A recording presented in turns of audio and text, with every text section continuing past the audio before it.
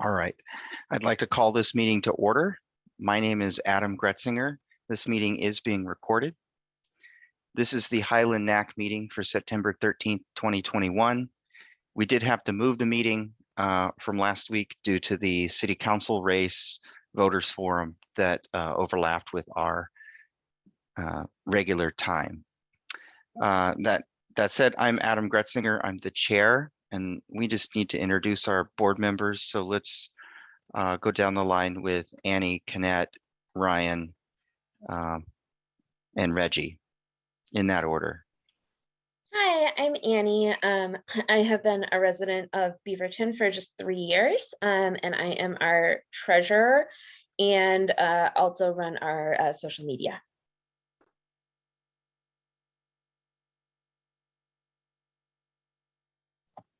And I'm Konnette Etheridge. I'm the recorder and have been in the neighborhood for 20 years. Hi there, I'm Reggie Frumkin and I'm the vice chair. I've lived in the neighborhood majority of my life and look forward to continuing to live here for many more years.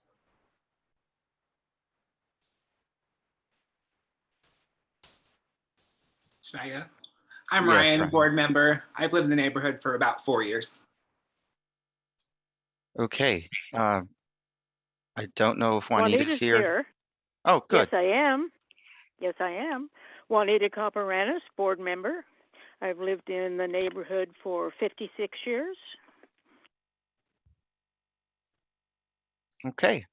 Thank you, board members. Now let's get started on our agenda. We do have kind of a packed agenda and actually a lot of attendees. The first item on our agenda is the City of Beaverton Police, but I do not see that our police officer is with us, so we may just have to skip that item and wait for her to show up later. Unless I'm mistaken, is there somebody representing the police that is on the guest list here? Okay, hearing nothing. The next agenda item is the Park District, and I do not see them here yet. Is that correct as well? All right, moving along on our agenda. We have a special guest tonight from the Washington County District Attorney's Office. They had reached out to us to speak with us, and they gave me a list of topics that we'd like to speak with them about. And I can turn the meeting over to Stephen now to share with us what he wants to share with us, and maybe that restorative justice topic that we wanted to see. You unmuted? Great. Adam, thank you. My name is Kevin Barton. I'm the Washington County District Attorney. Stephen is our Public Information Officer that you were speaking with, I believe. But it's great to be here, and thank you everyone for having me. It sounds like I have about 20 minutes to speak, and so I just set a timer so I could leave some time for questions as well.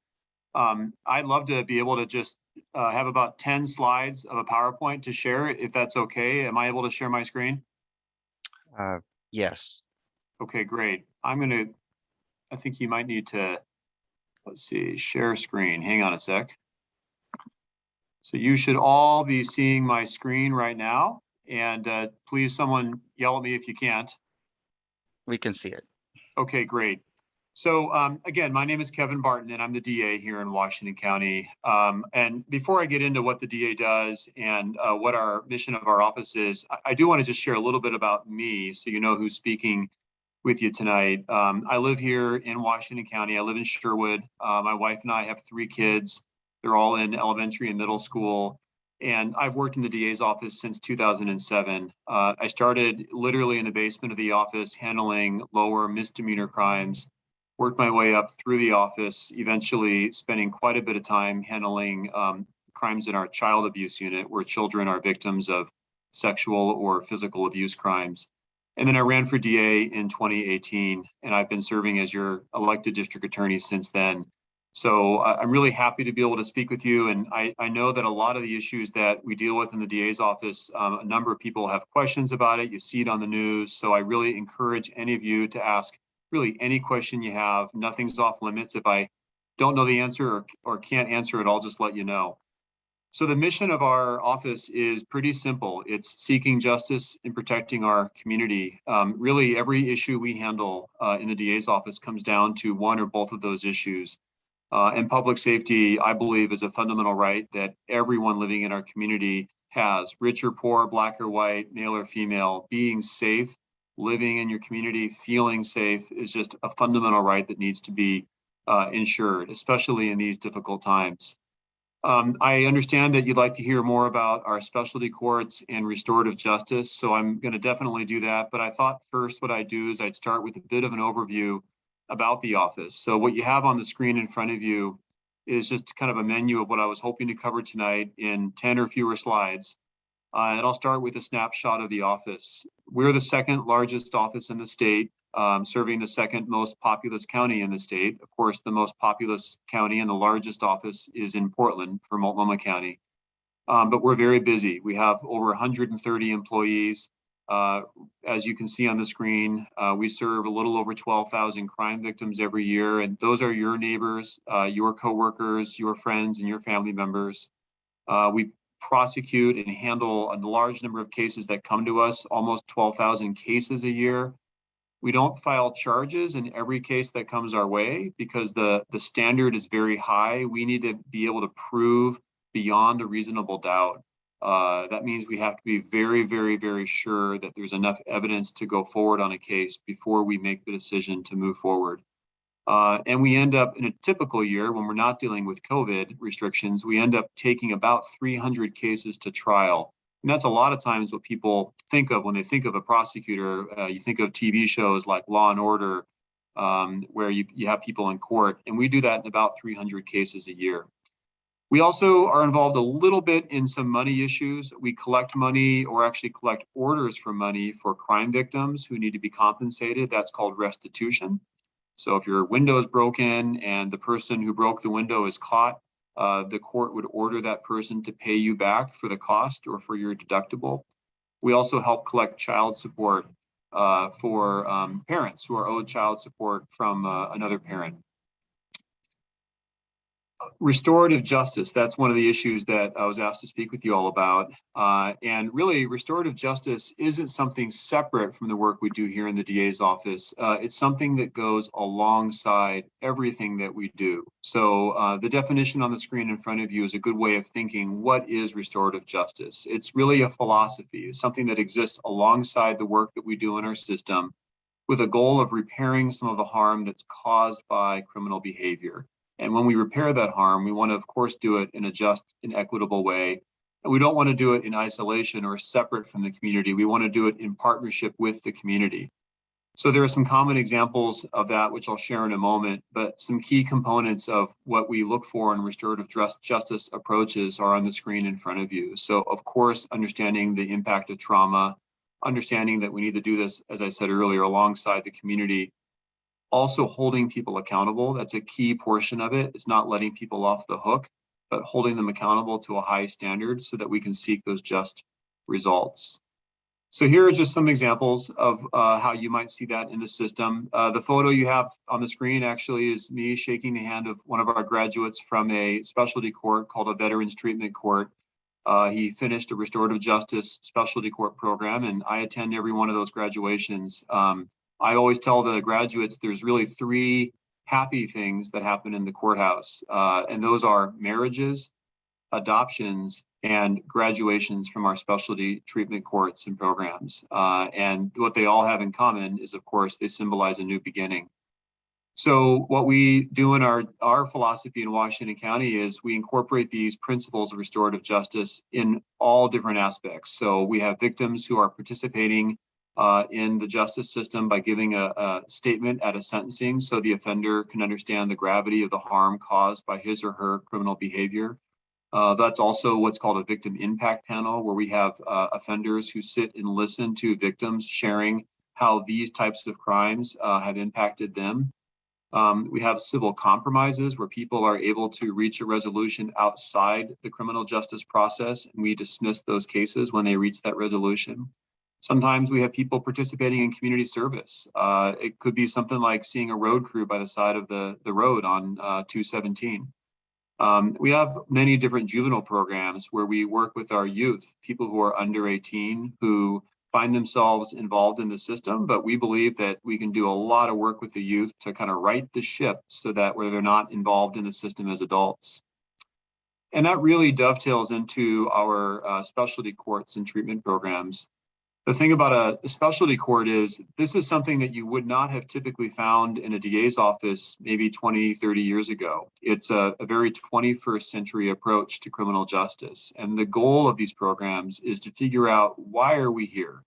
How can we address some of the root causes of this criminal behavior? So, for example, theft.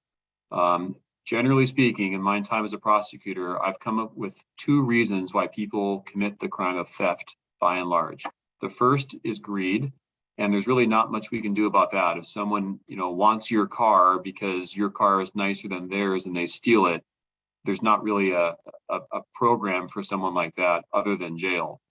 The other reason people commit theft, though, is to feed an addiction, and we see this quite a bit in our criminal justice system, where we have people feeding an opioid addiction or a meth addiction or some type of controlled substance addiction.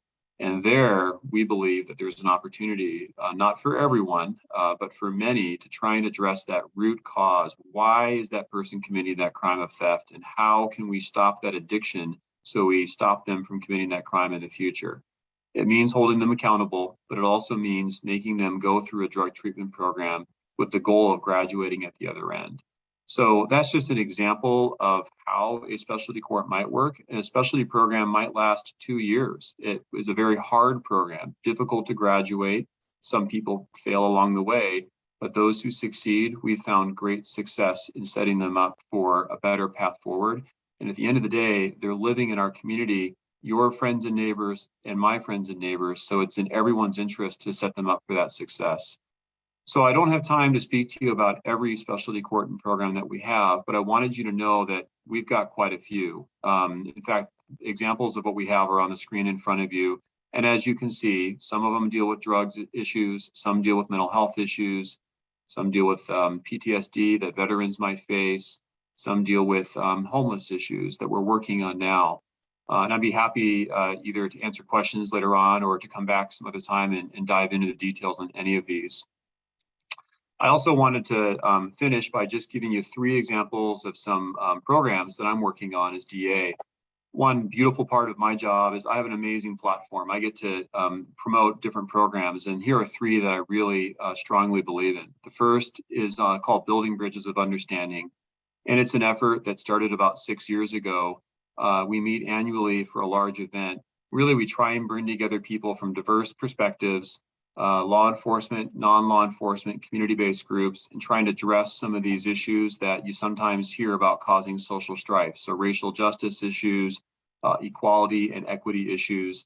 And we have kind of a conversation that really just dives into these issues and peels back the layers and tries to get at what's going on to create better understanding in our community.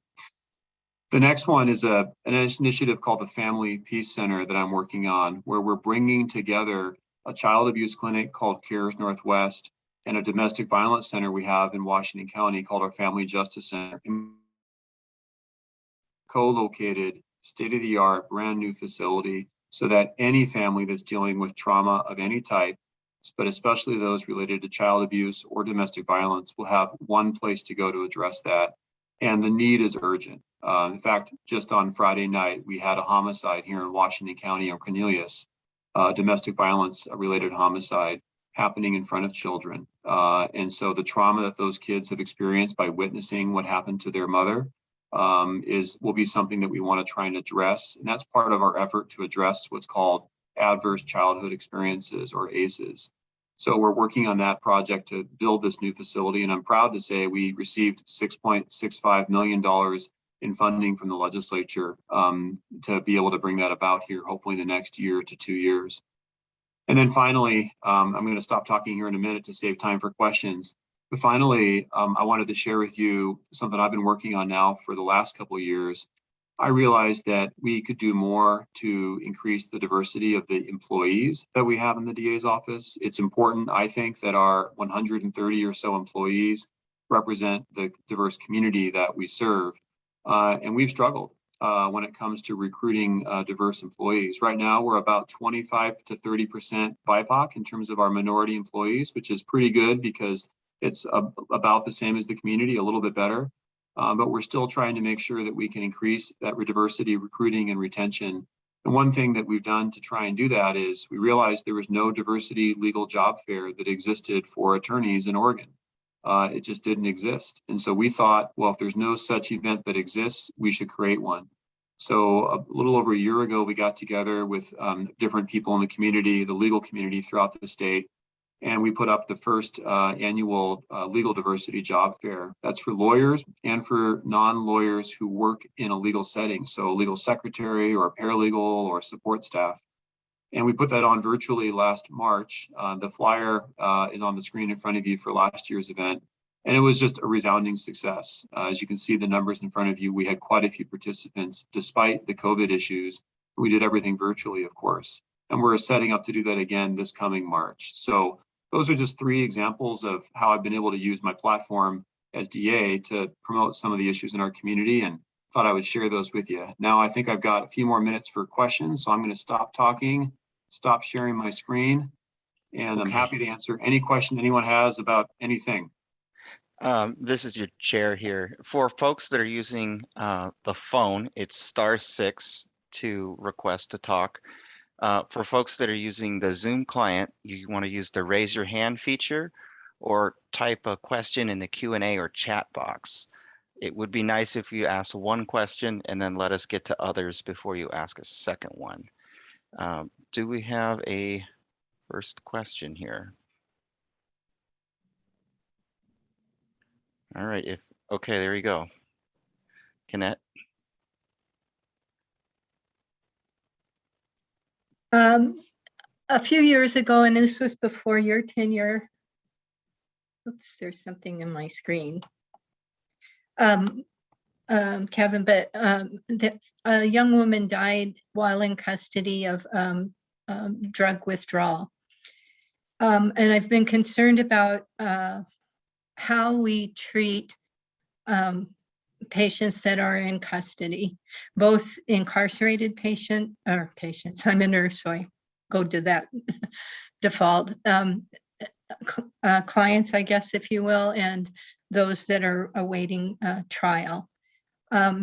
What I found was that that incarcerated incarcerated clients are allowed what I wouldn't call standard of care treatment for their drug addiction.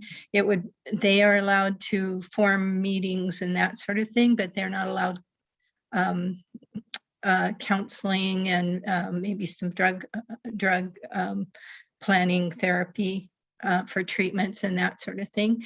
And as far as protecting the community, this seems like a wonderful time to treat addiction while someone might be incarcerated and can focus on that treatment, maybe avoid some of the problems that they have while they're in the community. Do you have thoughts about where you see that going? Well, thank you for the question. And I can say I agree with your conclusion at the end that there's a great opportunity to engage in that treatment while we have someone who's incarcerated. The sheriff controls the jail. So there are 2 elected leaders in the county responsible for public safety, the DA and the sheriff. And the jail is 100% within the control of the sheriff. But I can say that I know the sheriff very much agrees with what you've said in terms of promoting treatment and rehabilitation while in the jail. Our jail has 572 beds. During COVID, it is not able to be fully utilized because of social distancing. It's the 2nd smallest jail in the state by population. The people who are currently in the jail are a more dangerous crowd than we typically have had because our jail has not kept pace with the size of the county. As the county's grown, the jail's about almost 25 years old now. So a number of individuals who are dealing with drug issues and addiction are actually booked and released and don't remain. Typically, the people who are in jail now have committed some type of crime of violence, or there's a public safety concern for them to be in the jail. But at the end of the day, I completely support providing that treatment while they're in custody.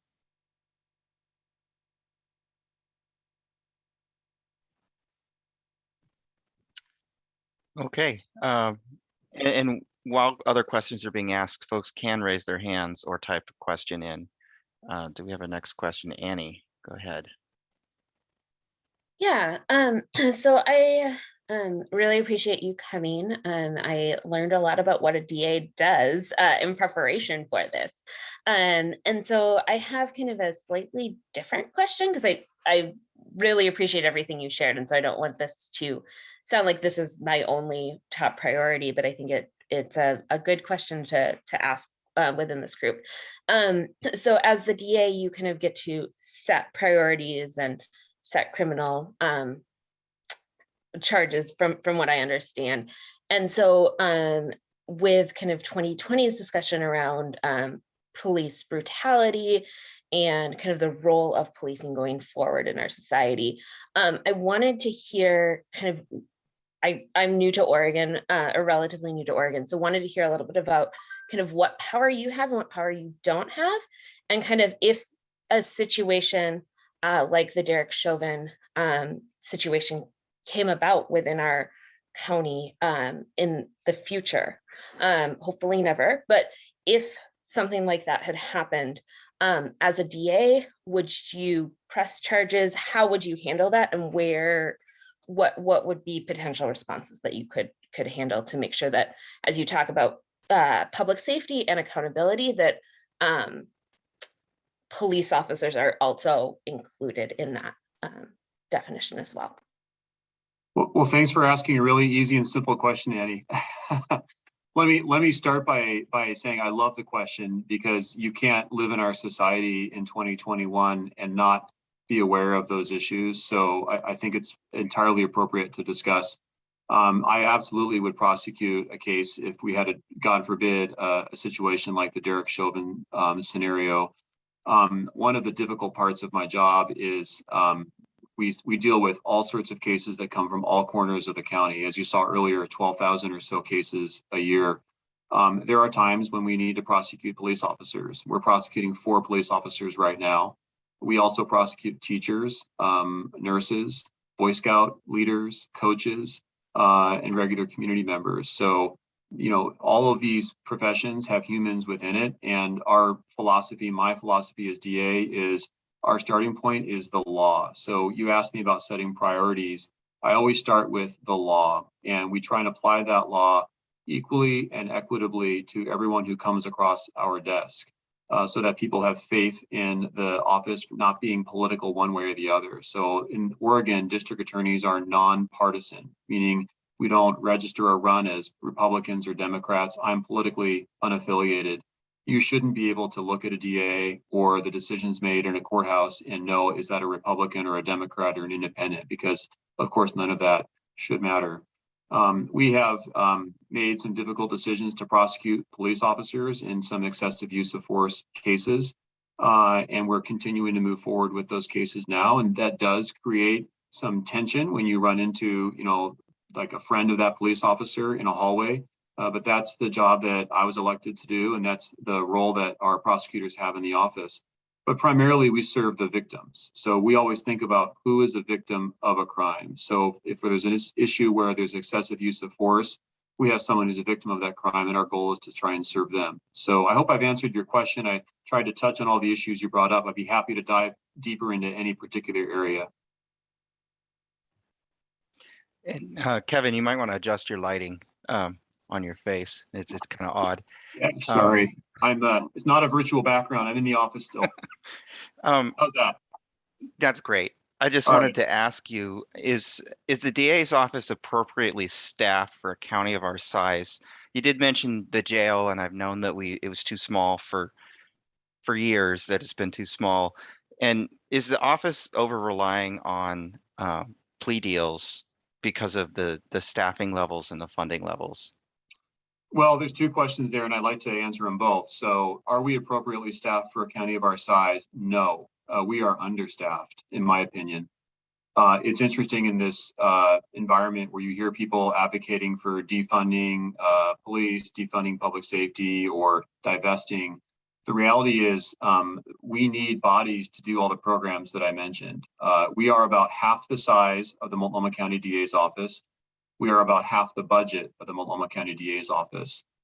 We have more than half the volume of caseload. In fact, last year we had more cases that criminal cases that were processed in Washington County than in Multnomah County. If we don't have the staffing of attorneys to do the work that we need to do, then we're not able to do things like these specialty courts. And it's not just the DA's office, it's also the courthouse. So in Washington County, there are only 15 circuit court judges. Think of that like the pipeline that everything has to squeeze through, 15 judges. In Multnomah County, there's somewhere between 30 and 40 judges. So a larger pipeline, more bandwidth to handle issues. If we don't have a large pipeline, if it squeezes down, then we can't do those extra programs, the specialty courts and treatment programs. Does that mean that we are over-reliant on plea deals? Absolutely not. And that actually is something I really firmly believe we should not do. I fundamentally believe in the value of the jury trial system in America and the ability to offer everyone accused of a crime with that day in court. We try, in my opinion, more cases in Washington County proportionally than many of the other larger counties, to the point where I've had some judges tell us that they think we have too many cases that are going to trial, too much work that is processing through the courthouse. But I think that anyone who's accused of a crime or any victim who's victimized by a crime is entitled to that day in court. So we do need more resources. I firmly oppose these. There are efforts to defund, to divest, to abolish some of the public safety resources. I think that's dangerous. And I think we've seen the impact of that, frankly, in Portland, because we've seen some defunding and divesting there and what's happened to public safety. But thank you for the question. All right. *6 for folks that are attendees, if you would like to unmute and speak, or raise your hand using the Zoom feature. We do have a little bit more time because our first two guests are not here, but let's go to Konnette. Okay, you brought up the specialty courts, and at our last meeting, the mayor was here talking about a mental health specialty court, and I believe maybe a homelessness court. How would the DA be involved in those courts? Well, let me start by saying in Beaverton, your city is a little bit unique because Beaverton's the only city in the county where you have a municipal court and a city attorney's office that handles some of your lower level misdemeanor crimes. So I wasn't there for your presentation by the mayor, but she may have been speaking about the Beaverton Municipal Court programs. And those crimes that the Beaverton Municipal Court handles would be misdemeanor cases, except for domestic violence and except for child abuse. So anything with any severity, the DA's office handles, but the lower level cases, Beaverton handles. So I can tell you that from our office's perspective, we currently have a longstanding mental health court where we take people who have mental health issues, a diagnosed mental health concern, they've committed a crime, and it provides a specialty opportunity for them to receive therapy and treatment alongside supervision from our community corrections department. Those are the parole and probation officers. That's been up and running for over a decade now. We are working on something new called a DA's mental health diversion program, where we're going to take lower level mental health offenders who are not committing public safety issues. Think of public nuisance, so maybe lower level vandalism or lower level crimes where they're not causing a threat of safety to other individuals, and give them an opportunity to divert their crime, which would mean at the end of successful treatment, nothing would be on their criminal record. So we wouldn't be creating a greater impediment for them down the road.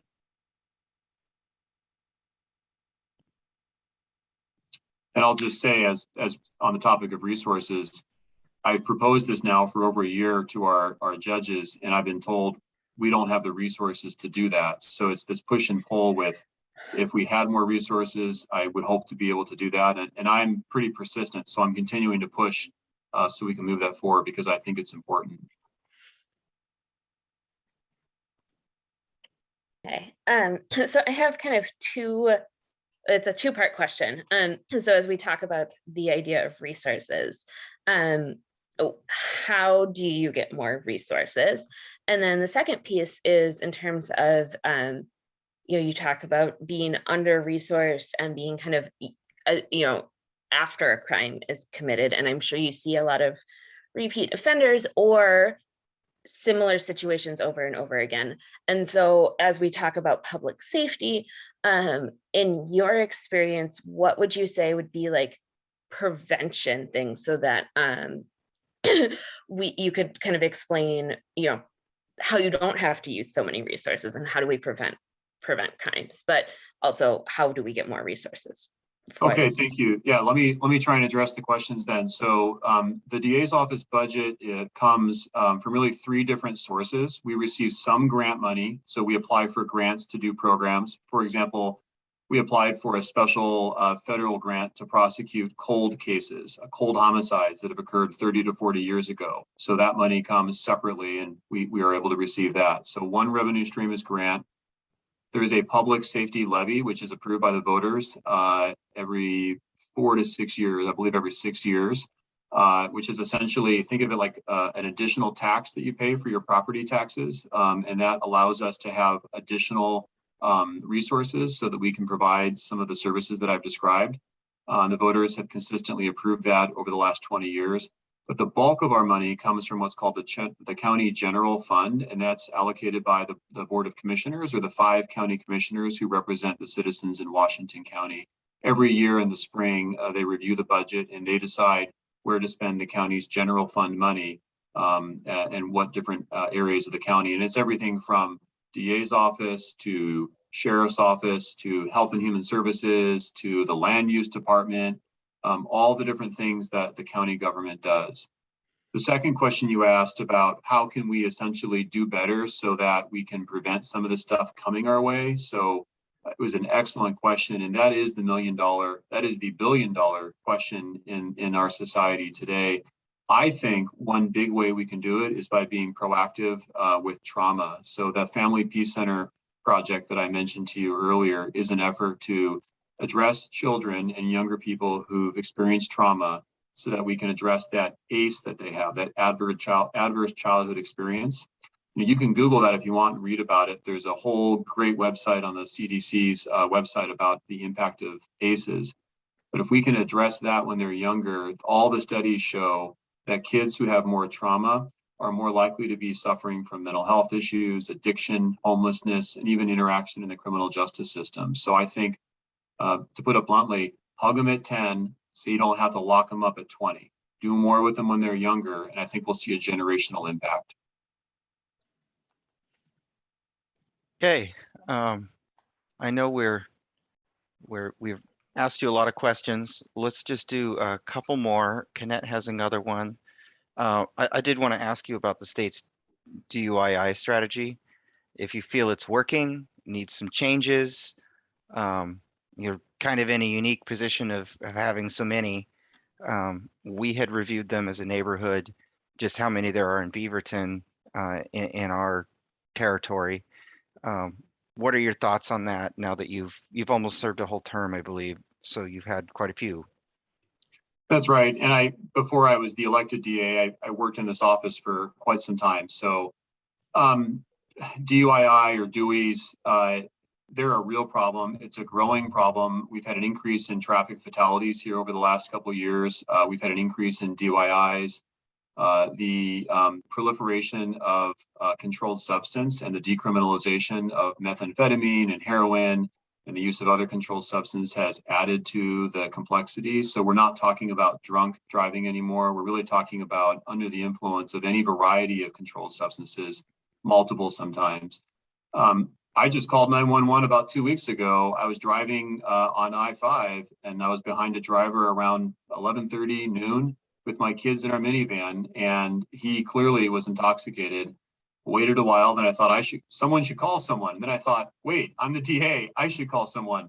And I did. And so it's just a danger. So we're not doing enough. What more can we do to solve that? I think really we get at some of these issues of, we have a lot of people that are using controlled substances, and it just tempts fate. They're going to get in the car and drive. So unfortunately, with the law enforcement approach, a lot of what we do is reactive and not proactive. Reactive because we do saturation patrols and we try and pull people over. Unfortunately, as a community, it'd be great if we could do more proactive to stop people from being addicted to these controlled substances, but that's a more complicated answer. I think, was that your only question? I think that might have been. Thank you. You got it. Konnette Okay. has a question, and then I think to respect everyone's time, we need to wrap it up soon. Not So a Konnette, go question, ahead. not a question, but to your point about kids being involved in treatment early, the state has a program, and the county participates in it. It's the Relief Nursery Program. And they have the ability to set up programs as early as 6 weeks. Not a lot of those programs do, but they do a lot of preschool interventions for kids that have significant behavioral problems, and hopefully helping them to be a little more successful when they hit things like school. So thanks for mentioning those other programs too. You bet. And the nursery program is a wonderful program. So thank you for mentioning that. All right. With it there, I think we've burned up enough of your time, and we have some other things on our agenda we need to get to. So thank you for making the point of joining us. I haven't seen you on a Zoom since you did one with the sheriff's office a year ago during COVID. So it's nice to see you out in the community, even if it's just behind a screen. Well, I've just done a couple Zooms in between now and then, just a couple. It's great to be here though. Thank you for having me. Okay. And we do have a number of folks here for a neighborhood review meeting, and I want to turn it over to, I don't believe I know how to pronounce your name. Is it Vernoica, or maybe you could help me with that? And you could introduce the 6655 Southwest Hall Boulevard zoning change. I know that we have a bunch of interested parties that emailed me, and could you introduce that? And if you have anything to display, we can get you that ability too. So please take it over. Oh, sure. Thank you so much for the introduction. Basically, we are here to introduce the possible development to the surrounding neighborhood. And like you mentioned, the property located at 6655 Southwest Hall Boulevard, which is the one in the corner. And when I first bought it, I thought I bought it with the intention of having my mother live there. And then as we were we started to clean the property and being that it is so traffic and very busy street, I changed my mind to have possibly applied to convert it into a neighborhood services commercial property and then move my office there. So we are in the process of applying to see if it's possible to convert that property into an office. And what I do for a living is I'm a small business owner. I have a mortgage company and we are pretty small. We are only 6 employees here. So we are planning to keep the property if the city allows us to do it. We are planning to just keep the way it is, the same layout, and just have the bedrooms divided and make some offices in there. The majority of our business is right now through Zoom meetings and online applications. We receive a lot of the documentation uploaded to a secure website that we have. And so a lot of our business is really through online services. So I don't expect to have a lot of traffic into the office. And so I think it'll stay pretty quiet for the neighborhood. Do you have the intention of adding parking spaces or making changes to the site? I know you said you just wanted to cut the bedrooms up, but maybe are you adding any parking on site? And I see Reggie has a question next. Yes, we had a pre-conference with the city already, and we presented the project with having some parking spots in the north of the property, and the city gave us some requirements that we have to comply to be able to have that approved. And I'm working with Rick, who's here in the meeting. He's the architect that is helping me with this project. And we're trying to figure out a way to kind of come up with those parking spaces for that solution.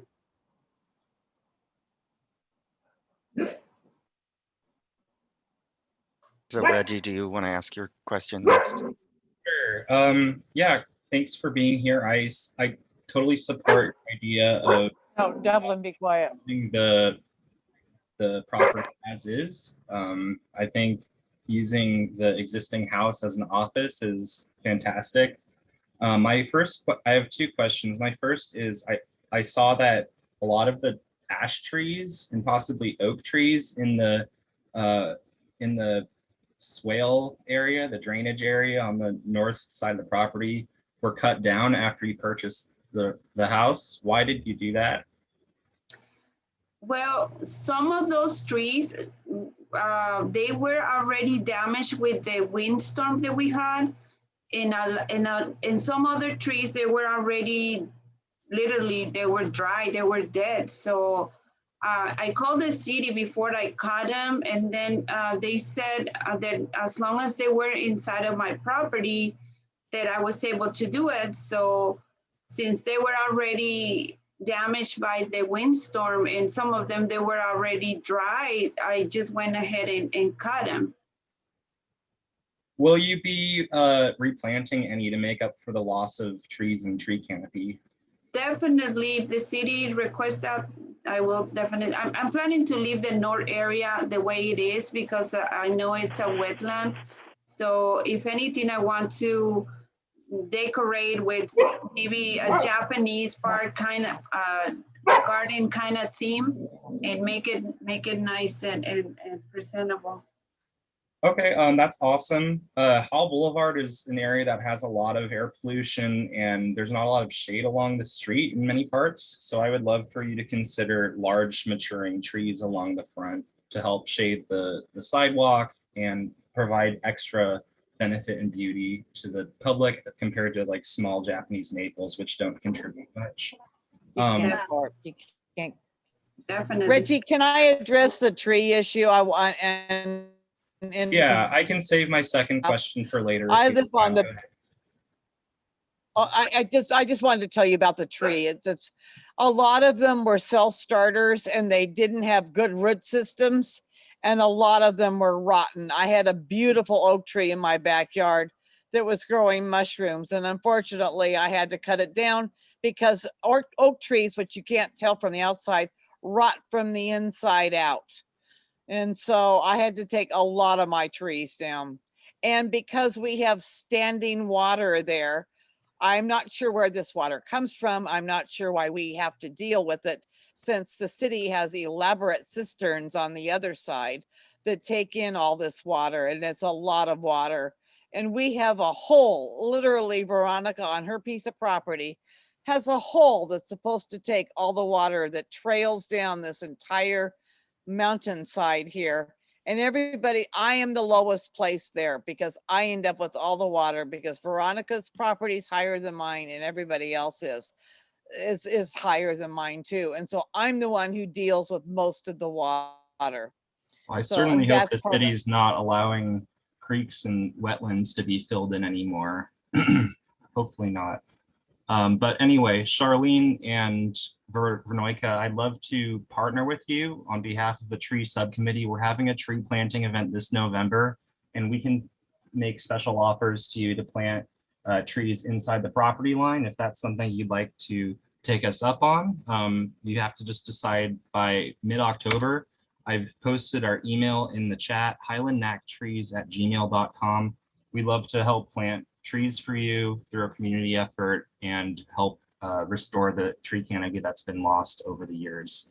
Great. Yeah, I'm totally interested. So I will send you some, I'll send you an email after the meeting. Okay, I want to read a question that was typed in by one of our guest attendees, the Rotolos. And it says, in May, after the property was purchased, there was a floral pop-up shop. Do you plan to use the property for a floral business as well?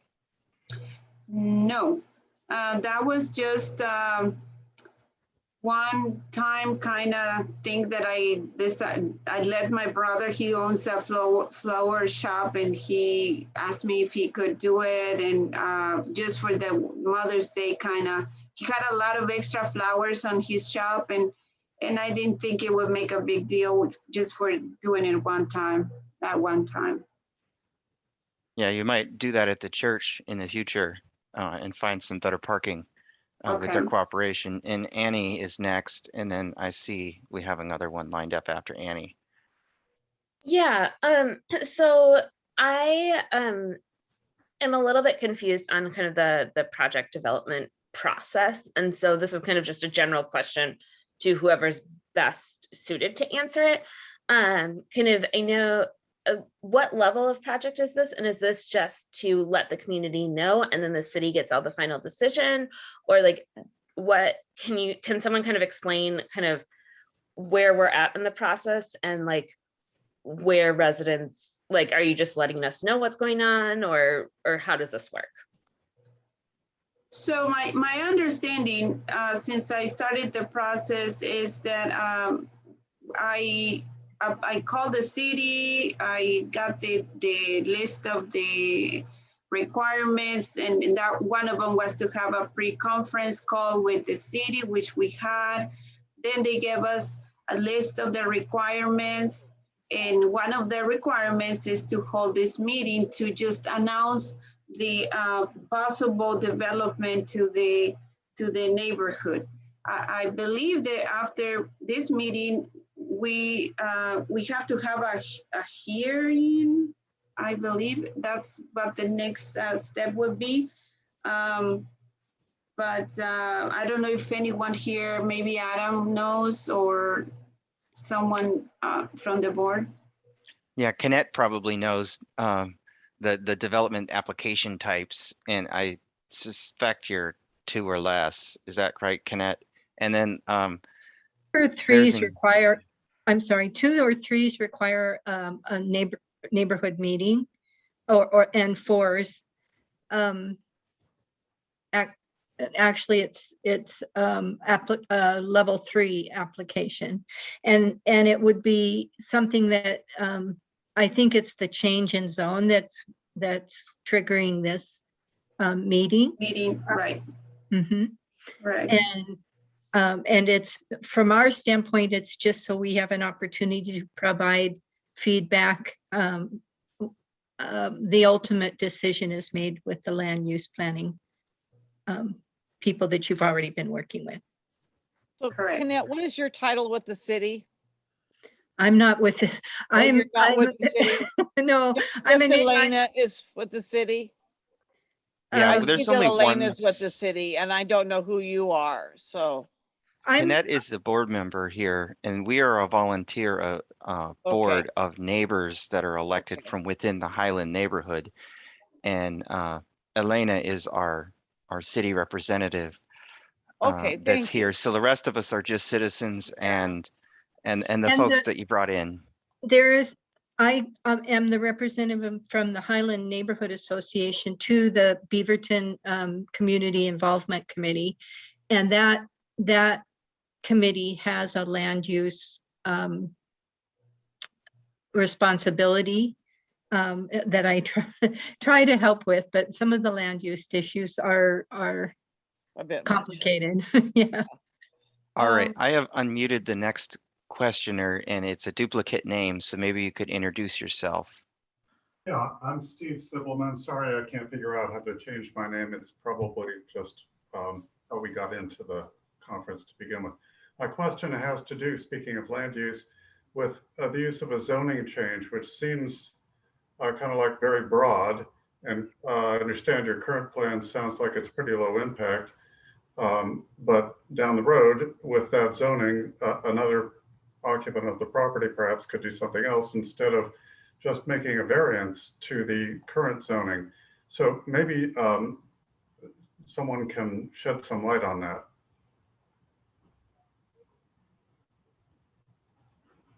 You know, that may be a question for city planning, more so than the applicant themselves.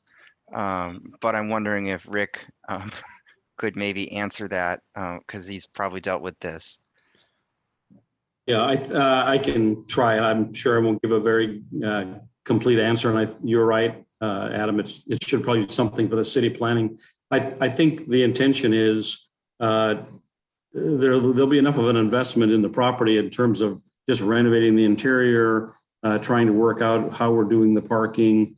If there's any utility upgrades, there'll be enough looking at that property in terms of its use to be an office, a low impact office, that it would be proper, I would believe, to get a rezoning for that one corner versus just a variance, which again, even with the rezoning, it comes with lots of low impact restrictions. Only so much square footage can be built on that property and only so high and all those things. So I believe the answer is going to be it's just about the same thing, and the rezoning is the proper way to deal with this use change.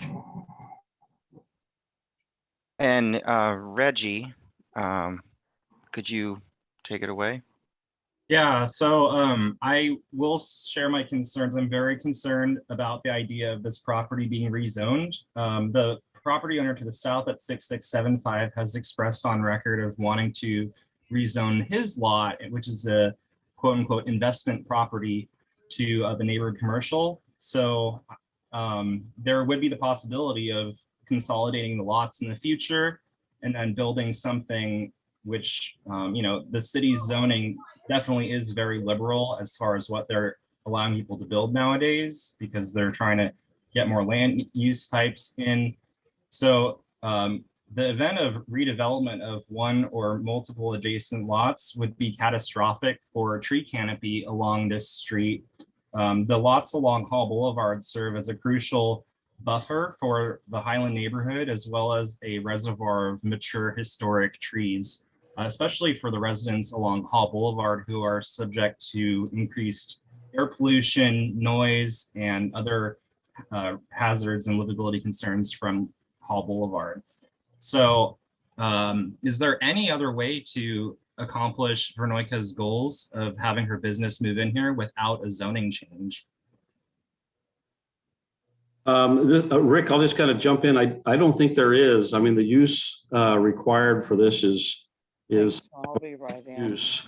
But what I would say, Reggie, is I think, part of having the neighborhood input is the idea that we can actually increase the buffer of the tree canopy as part of our conditions for rezoning. There's plenty of land to the north, which is restricted by the angle of the lot, the setback requirements, and the wetlands area up there.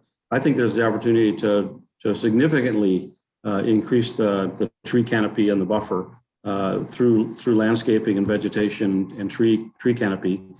Well, the easiest way to do that is by not cutting down the existing trees. And the city of Beaverton, frankly, has very weak tree protection laws. So it would be completely realistic to assume that most, if not all, of the trees would be cut down in the event of a major redevelopment. So I'm thinking 20, 30 years into the future as a young resident here who has to deal with the consequences of overdevelopment and tree destruction and destruction of natural resources in general.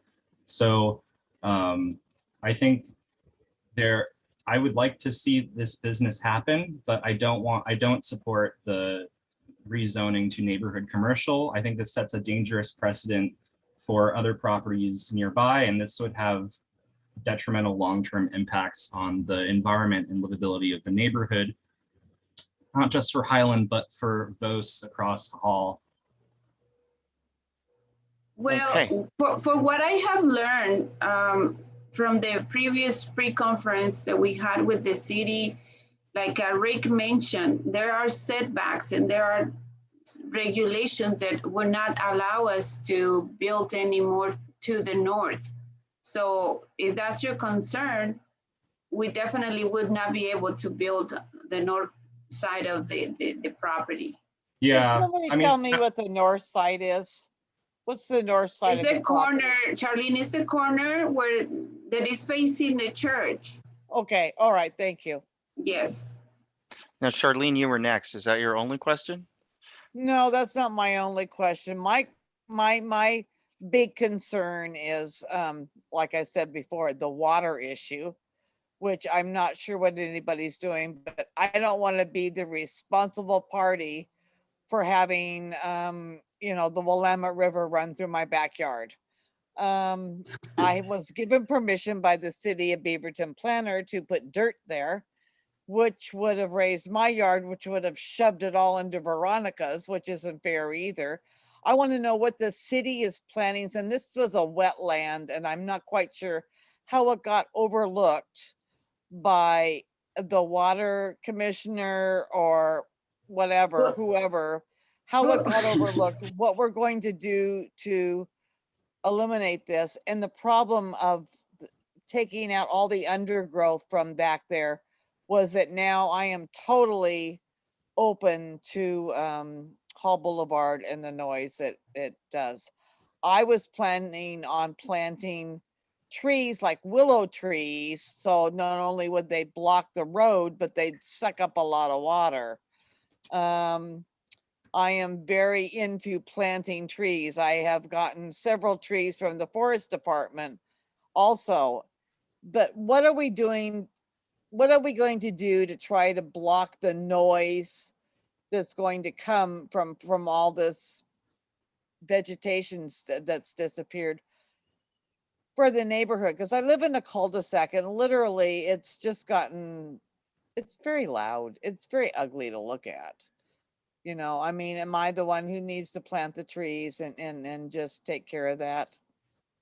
Well, my plan is to, first things first, see if the city is going to allow me to change the code. And then from there, of course, take care of the water problem in the backyard, because I've been studying it with my architect and with other people like landscapers and other people that I definitely want to take care of that issue. I don't want to have the water running through there or causing more erosion. So definitely we'll do something, and I'm very, very I'm very agreeable to planting more trees if in that area, because I agree with you, it looks very not appealing. Right.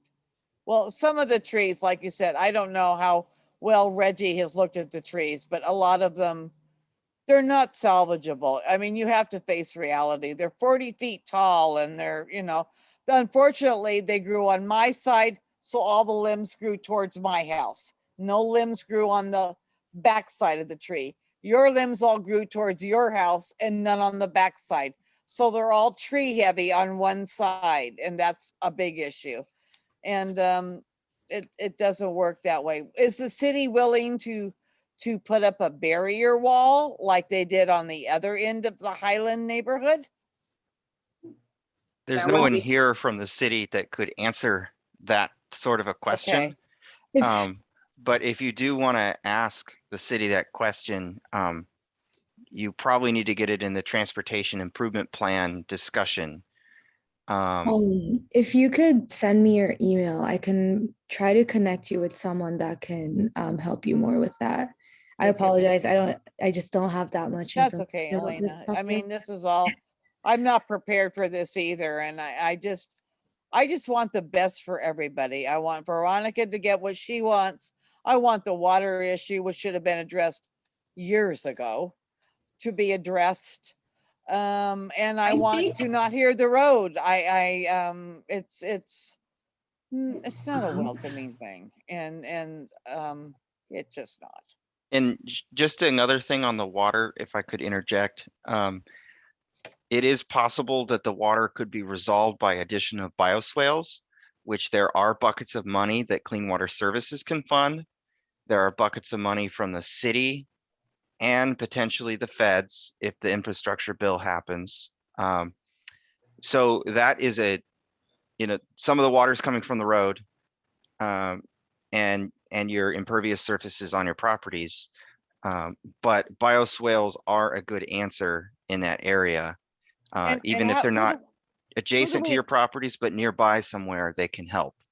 Who do we address this to, Adam? Thank you for that. That's awesome to know. The planning authority for the area, I think is that a county road? Does anybody know if Hall's county or city? I don't know. I believe it's Rick, do you know? I believe it's city. I think Okay, it's city too. if the road is city, then the city would apply for the funds, and the transportation folks in the city could put that in their improvement plan. If it was county, you'd have to go to the Clean Water Services Board and Land Use and Transportation for the county.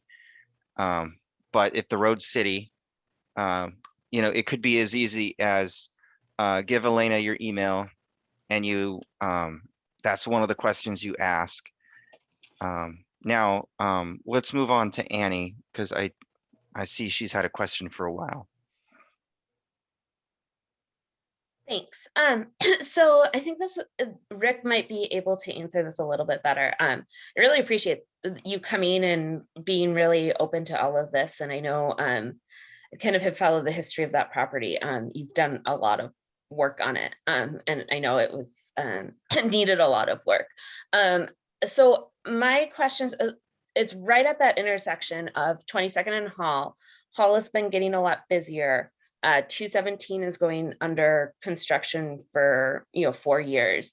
And I'm just curious, Rick, as you guys are designing it and you're working together on the architect piece, and talking about additional parking, kind of what has been your discussion, because Hall is very busy, and 22nd is pretty much the only way to kind of turn out into the neighborhood to get onto 217 or up to downtown, so that it's constantly right-hand turns and left-hand turns from 22nd out of the neighborhood onto Hall. So I'm just kind of curious of what kind of discussions have you had in terms of the lot, and as traffic's increasing, and then if it's changing into an office situation with 6 employees, and then potentially after COVID, I don't know if you're planning on having individuals in your office space to do in-person meetings on your mortgage business, or if you're hoping to keep it all electronic, and just kind of if you can talk about kind of what discussions you guys have had and what kind of the current plans look like that way. Sure. Thank you. Thanks, Annie. Happy to help, try to help. We talked to the city a number of times in regards to, we do not want to have introduce any new entrances off of Hall. First of all, we feel it's too close to the intersection. It's too much of a busy road. No way to excel and decel properly off the road to get into a commercial property. So we have a couple plans. One is to utilize the existing drive, and that allows us we have 2 parking places in the garage. So we have talked about pulling back the garage so that we can park in those places as exterior parking places. Basically, and these are just ideas. We're not exactly sure how to approach. We're open for some ideas with the city, with the neighborhood, but to try to pull back the structure of the garage so that we can park in those places and access those successfully as far as a turning radius. There's also room in front of the home. You see gravel right now where we can get one ADA or handicap stall there with the proper areas to the side. Sorry, we're on a storefront. We always have a lot of people walking by. So we have the potential to put 4 parking places on property. Another, so we're trying not to disrupt Hall any more than we have to, not introduce any more access or points to the property, to the north, to the east, certainly not to the south. Let's keep the existing drive. And then the other potential is we've talked with the church. As you know, they already lease or rent some parking spaces to other weekend and evening type activities. And it's about the perfect time to ask them for some, and we've had a good response so far, to ask them for the possibility of leasing some spaces just across the street.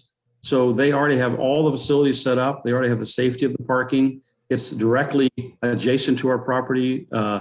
So there's the potential for that, where we're using a couple places in the very corner, furthest away from their entry doors, as part of the stipulation for the rezoning. So, and Reggie, I mean, I think we're all so sensitive to the tree and the sound issues. Charlene, as you mentioned, I think part of the rezoning would be stipulations that go, concurrent and perpetual with the rezoning application that says, no matter who owns the property or what gets combined or whatnot, this is the percentage of coverage. This is the percentage of tree coverage and canopy we want to have. And it has to belong with the property rezoning. So that things like that help not only the parking, but also the tree canopy, the landscape coverage, all that kind of stuff. So I don't know, Annie, if I covered enough of your. Yeah, no, that was very, very helpful. And I would just say, as you guys, since you're taking neighborhood feedback, as a resident who has to drive for work, and I'm in and out of our neighborhood multiple times a day for work, so I'm very familiar with that intersection. I really support the idea of utilizing the church parking lot versus having parking spaces on the property, because I think that it's a very underutilized parking lot. It also, the city just put in a new crossing across Hall, and we're working on trying to make it more pedestrian friendly. So if you park across the street and then have to walk, I think that that's safer than having people in and out on the side. And then I also really support that idea too of the perpetual stipulations, because as we know, through just like this, Veronica's changed a lot now that it's changed property owners. And so kind of thinking ahead, I think that's great. And I really do think that just from my own personal kind of speaking, I think it's a great use because it's not really a great residential house anymore necessarily, because it's gotten so busy. And I think that it could be a really good small office and really help kind of create that, support small businesses, as long as we're thinking about the implications and kind of long term, and also keeping those stipulations so that if Veronica down the line you decide you outgrow this business or you no longer interested in this, that as neighbors and residents we have those protections if someone else comes in. Right. So let's go. Veronica, if you want to respond, and then Steve, and then Reggie, and then we need to wrap this up relatively soon. So we can get to the rest of our agenda.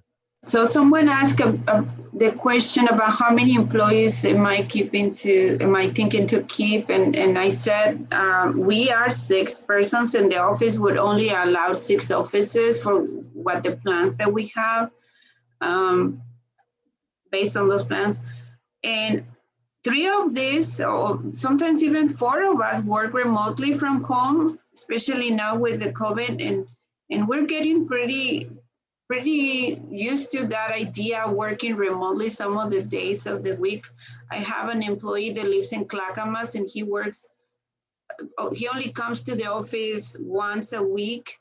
And then I have another one in Beaverton, not Beaverton, in Troutdale. So same thing. 3 of my employees, they work remotely already, and I do the same a few days a week. So if that helps to calm down the thoughts about being too busy there.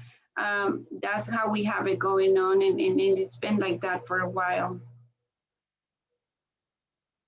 I don't know if anybody else had another question besides Steve that. and then Reggie. Okay. Steve, go ahead. Hi, it's Judy. Steve's my husband, and we live on Juniper Terrace, and we are concerned about noise from Hall Boulevard. We didn't realize that it would be a problem, but it is. And Annie's right, it gets busier. And my concern is that I heard someone say something about the property to the south of yours, Veronica, and them wanting to do something commercial. And my concern is that I don't want this to get to the point where somebody says, we need a stoplight at this corner. Because speaking of noise, cars just going by don't make as much noise, except for the ones that deliberately amplify their exhaust, which is another problem, as cars accelerating away from a stoplight. So I really don't want to see this go beyond this.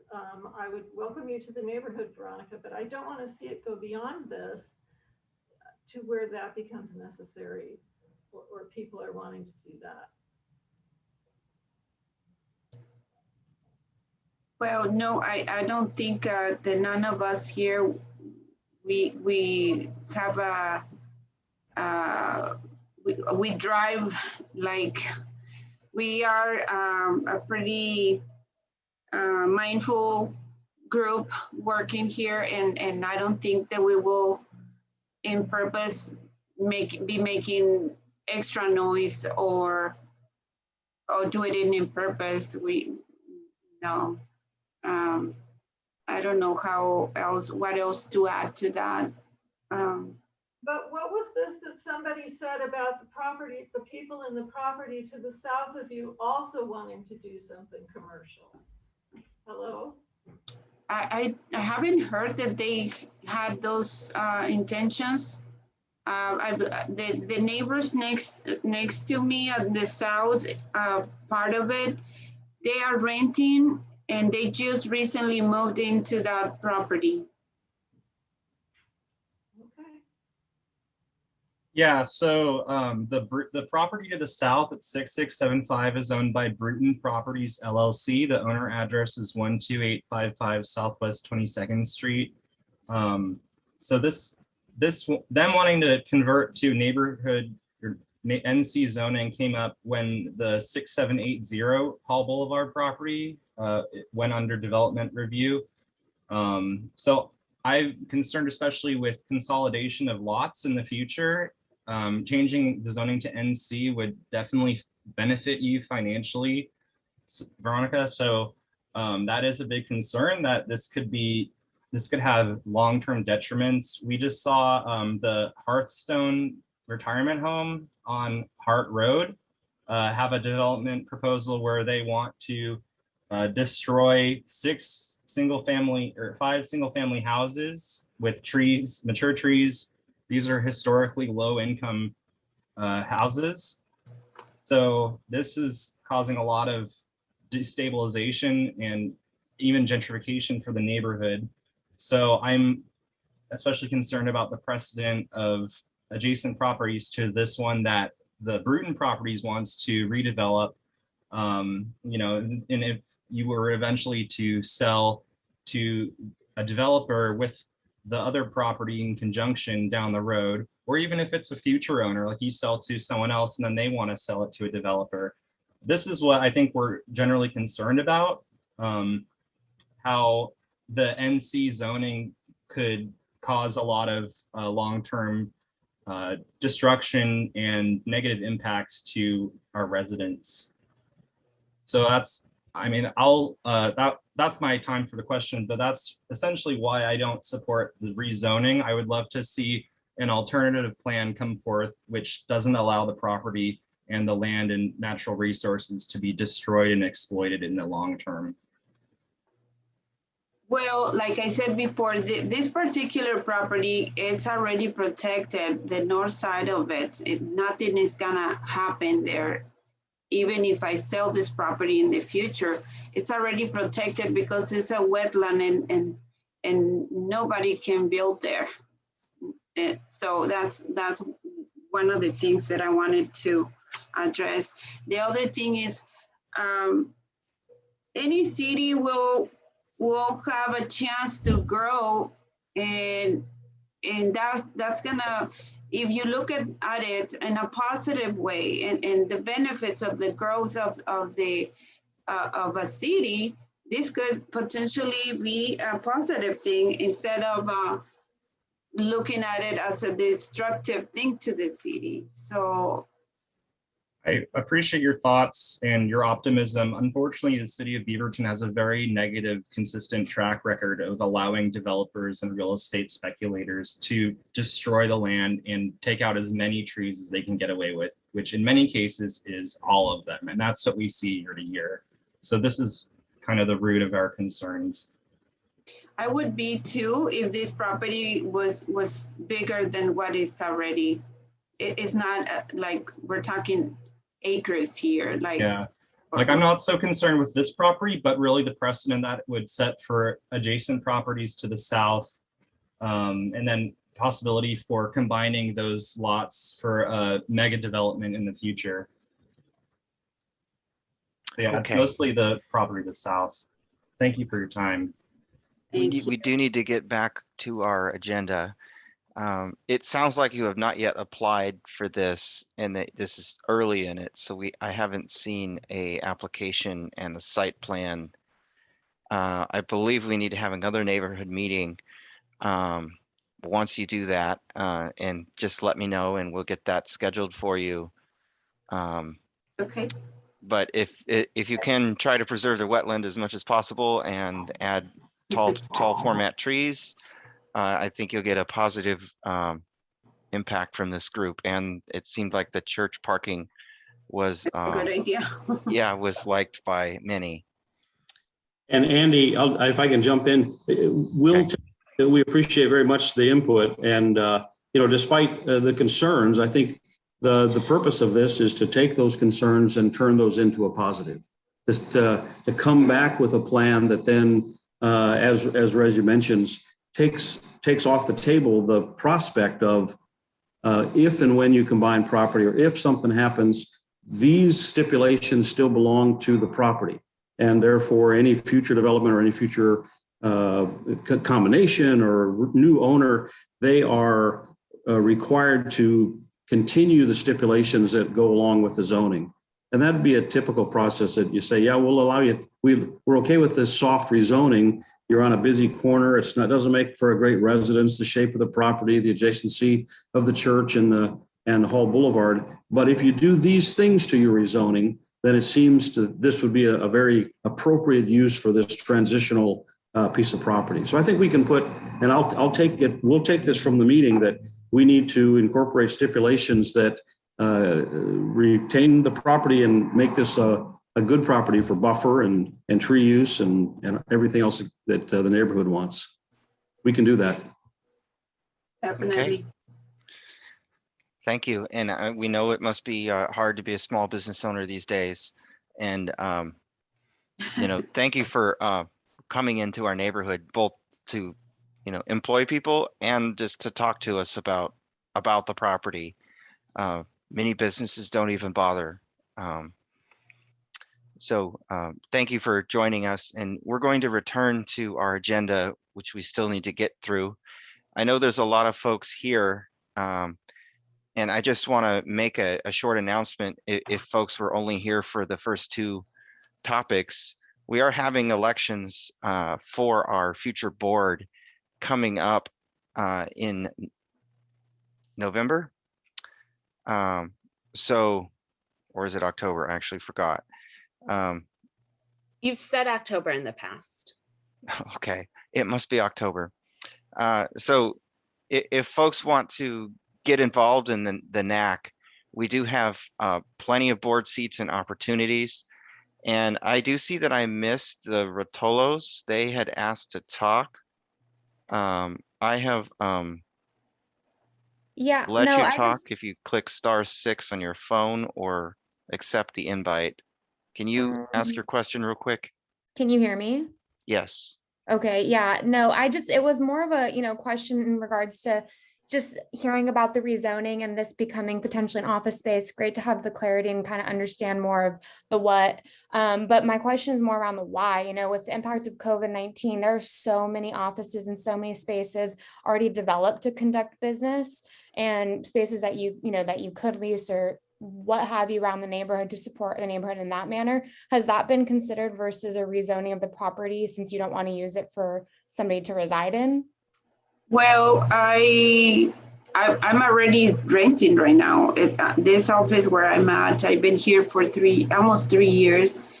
And of course, thinking on the long run investment and finding this property, which is located in the perfect spot for a business, that's what made me think about making the possible change on the code, on the zoning.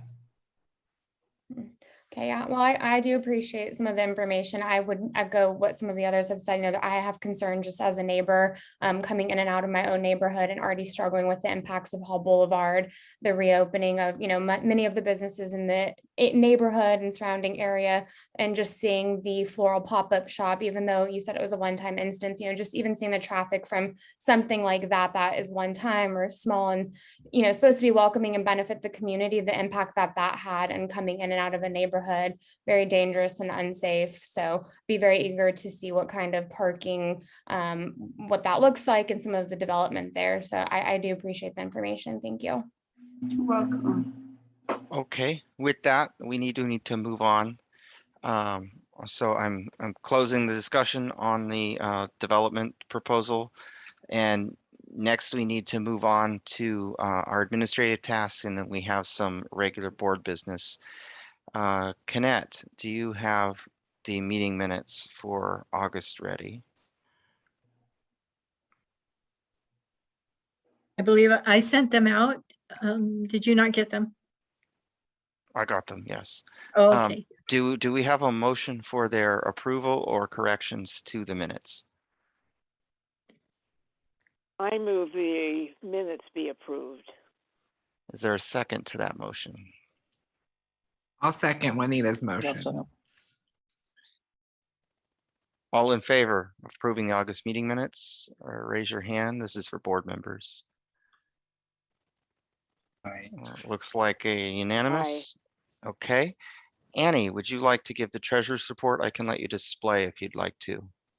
No, that's okay, because there has been zero change. So no withdrawals and no deposits. So our current balance is $4,174.38. So that's just over $4,000. The only thing I will add for individuals who are normally not here and maybe kind of curious about what the NAC does. So we have these funds available to do any kind of neighborhood improvement projects. And we are able to apply for matching grants as well through the city. So if we identify any kind of neighborhood need and we get enough volunteer hours, we can pay for different supplies up to $3,000, and then the city will reimburse us. So we do have these rotating funds to help improve our neighborhood, and it's all volunteer driven, and any things that residents are really concerned about. So there isn't necessarily a stipulation on what we've done in the past is what we have to do in the future. But as the treasurer, then I just kind of keep track to make sure that we are accounting for those funds. Okay. Konnette, you're next for the BCCI update. I also have your stuff for display later when you're ready. Okay, thank you. We had several topics that came up. One is that The Oregon Cultural Equity Grants are going to be available and the city will be applying for some of them. There's information about that, and persons that may have suggestions for grant projects can either let me know or go to the city website to make recommendations. There is going to be work done on related to shelters, to the shelters. Apparently, what the city would like to move to a more permanent shelter. And we don't really have a lot of policies and codes related to how to manage a shelter and what the requirements for a shelter should be. So that's in the future. Most of that meeting was, we had an interesting presentation by Brian Martin, which we might want to invite him to our meeting, and related to the city's tree preservation codes and that sort of thing. And again, there was a lot of discussion at that time about what is might actually be in a tree code, and measurement of the canopy and that sort of thing. So you can go, that is another one where they, and I believe it's still open, are conducting a survey from the residents, and people can apply to that. Reggie, you went to that. Was there any other takeaways? Is Reggie there? Yeah, what you said I went to something. What are you referring to exactly? Oh, it was the BCCI and Brian Martin's presentation. I think you were there. I'm pretty sure. I didn't attend. No. Oh, okay. And then finally, there was just a discussion of the details of the voters forum that I'm sure that many of us went to just recently. And I think that's the gist. Konnette, the presentation you were discussing, was that videoed, and is it possible that you could put that in the minutes? And I can contact, I believe Martin said he had a his PowerPoint could be, I'll contact him. okay.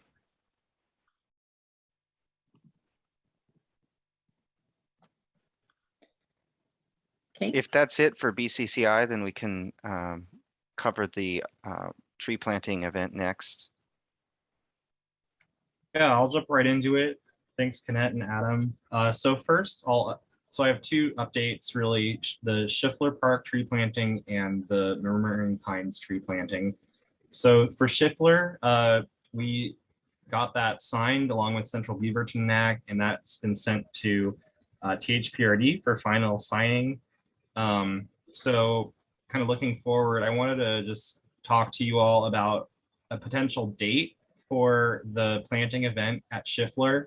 The timeline works out where we're looking at the first quarter of 2022. I don't want to propose a date just yet because I haven't talked to Central Beaverton NAC, but I wanted to get your thoughts on, like, especially because you all are key volunteers, and I would certainly encourage you all to come out and volunteer that day if you're available. So are there any Saturdays or Sundays in February, January, March that you would be interested in that we can kind of hone in on? Well, the final event of the Tualatin Park project will be February 5th.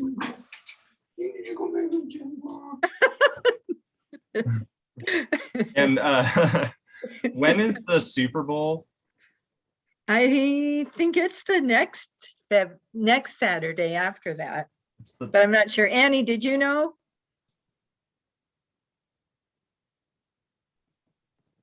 I just had to look it up. It's February 13th. Okay. Yeah. It's a next Sunday then. All right, so those are all good to know. If anyone has any extra thoughts, please put them in the chat. I'll move on though. So Murmuring Pines tree planting. So I mailed and hand delivered tree offer letters to about 280 households. A lot of these, or some of these are apartments or townhouses, so they have probably not as much individual decision-making power about tree planting. So, it is a large area, but we're really trying to get folks along Allen Boulevard involved. So properties, apartment complexes and stuff, just because that's where a greater need for trees are. And that's where more people live, where there is not as much access to the benefits of trees, where we kind of have more trees like the further south you go in the neighborhood, right? So where we're at with that, we already have 11 trees signed up, 7 properties, and usually we expect a lot to come in within the last 2 weeks before the sign up deadline. The sign up deadline for getting trees at your property is October 11th, a Monday. Vernoica and I know Charlene's gone, but I will also probably just mail you both tree offer letters, so that has all the info on it, and also has info about the NAC too, and general tree care information. So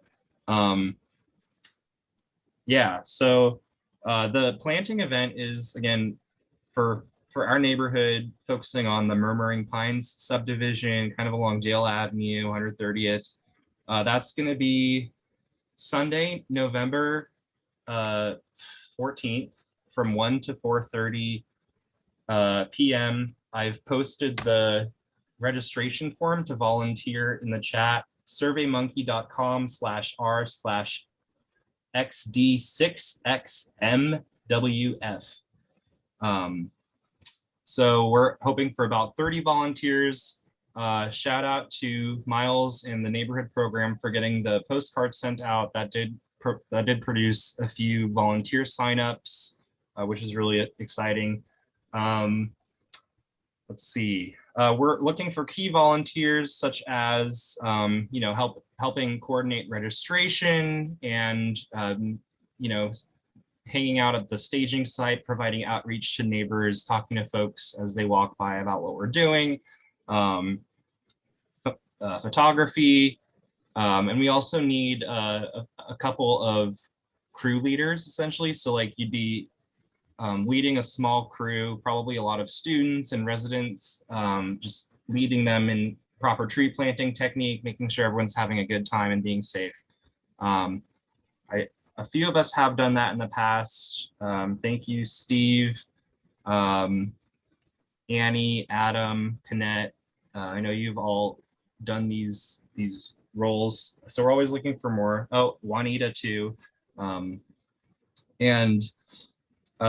so just contact me if you're interested in coming out. I can plug you into a role that fits for your hopes and needs. Some more exciting news, we also got Mayor Beatty lined up as our honored guest. So she will be providing some words at the beginning. Hopefully, maybe she'll stay and plant too. Thank you, Konnette, for stepping up to help with the sign-in table. You rocked it last year for the Wilson Park planting. And as far as other official business, we did approve expenditures for this planting event. So up to $3,000. We're gonna buy as many trees as we can with that money. So expect to see some expenses happening, within that range between roughly like October 15th and maybe like November 30th. So that sort of window. So just a heads up. And then I'll also be contacting school groups, school clubs in the next couple of weeks, coordinating with Konnette so that we can kind of do like a one blanket email and invite groups to not only the planting, but the Taliesin events as well, and anything else that we have in mind. So if you have other ideas for what to include in that email, please reach out to us. And the schools are now just getting started. Things are definitely having a slow start with the pandemic. So I don't think clubs are actually going to be like coalescing until probably 1 or 2 weeks from now. So not a huge rush, but definitely don't want to wait too long before their schedules get booked up. Does Annie? Yeah. And he's got a request hand up the whole time.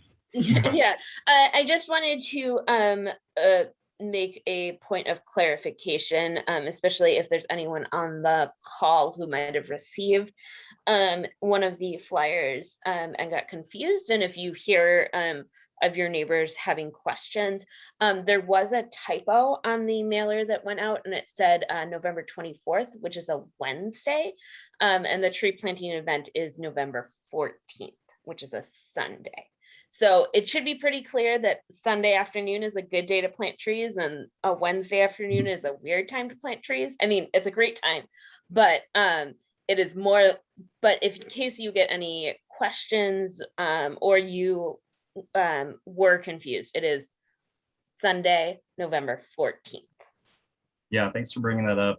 Fortunately, the registration link on the postcard does take you to the form, and it has the correct date on there. Any other questions? All right, thank you everyone for your time. I really look forward to working with you all on these projects coming up. All right, Konnette, we have you next for the ivy pulling event. Okay.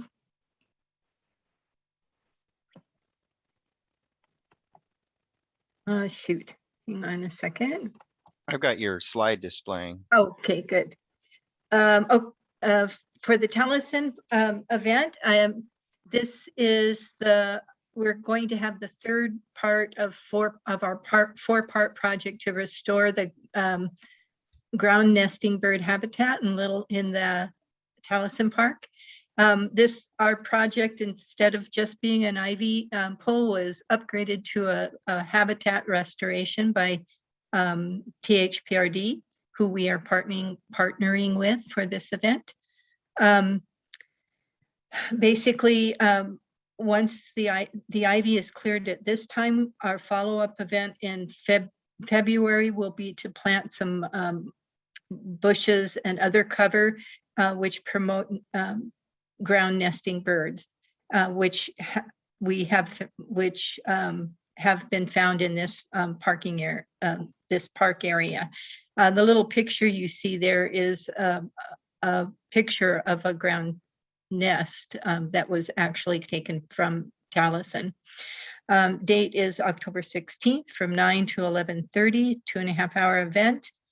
We will be meeting at the Taliesin Park entrance off of Hart and Highland Way. It will be coordinated by a THPRD ranger, and they will be providing work gloves and tools, but if you have your favorites, feel free to bring those around. We will be, at this point, we'll be saying that we are still having COVID restrictions, which will be distancing as we did at past events, and having people wear masks. We will provide water and hand sanitizer in a little baggie with a snack bar as well. We are registering through the link here on this slide and through the Tualatin Parks and Recs volunteer link, and all ages and abilities are welcome. Any questions about this event?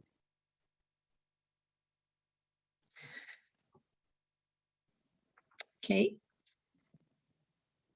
Do you want me to go ahead with the recap of the next?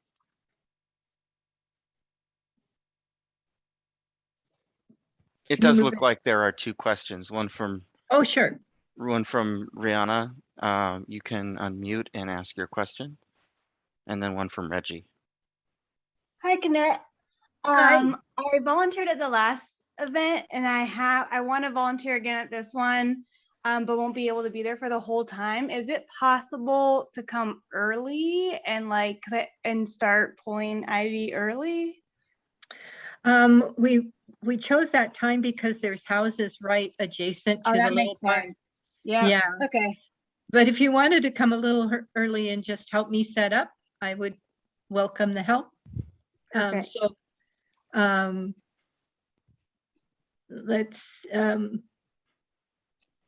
you can, how will we connect? I'll hunt you down. No, I'm sure I can get your email from somebody. Call Miles and hunt me down, and then we'll arrange that. Perfect. Thank you. Okay, Reggie has a question. Hi, Reg. Yeah. So for the February Taliesin event, do you have plans to incorporate like overstory trees to help kind of mitigate the loss of Douglas firs? At this time, we're focusing mostly on the planting of the brush bushes in the area where the ivy was. The ivy wasn't over all of the park area. It was, I think there were some cherry trees that were taken down in the project area, but the firs went down outside of the project area, so we haven't planned for, but we can certainly recommend that additional large trees be planted. That'd be awesome. I'm just thinking about successional planting, so kind of diversifying the tree grove so that it's more resilient. Okay. And also I did, we will need less than $40 for this event, as THPRD will be doing the removal of the debris, and I will need a approval of that amount. Is that a motion for $40? Yes, I'd like to make a motion that the Taliesin Park event be allotted less than up to $40 for snacks and supplies for this event. Matching grant to be submitted, yes or no?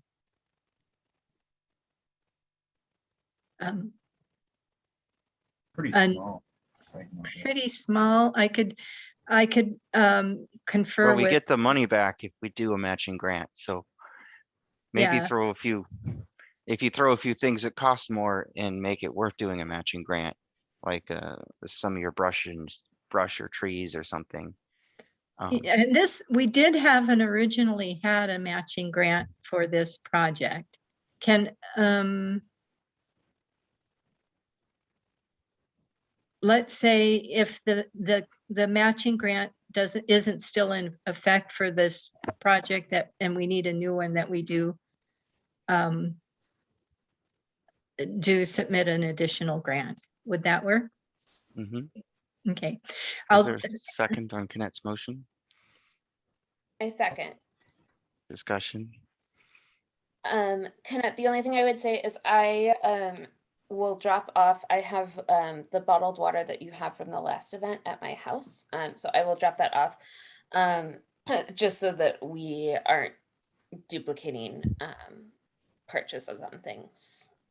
Yes, and I have water left over from, so yeah, I'm sure it will be I could closer to 20 than to 40.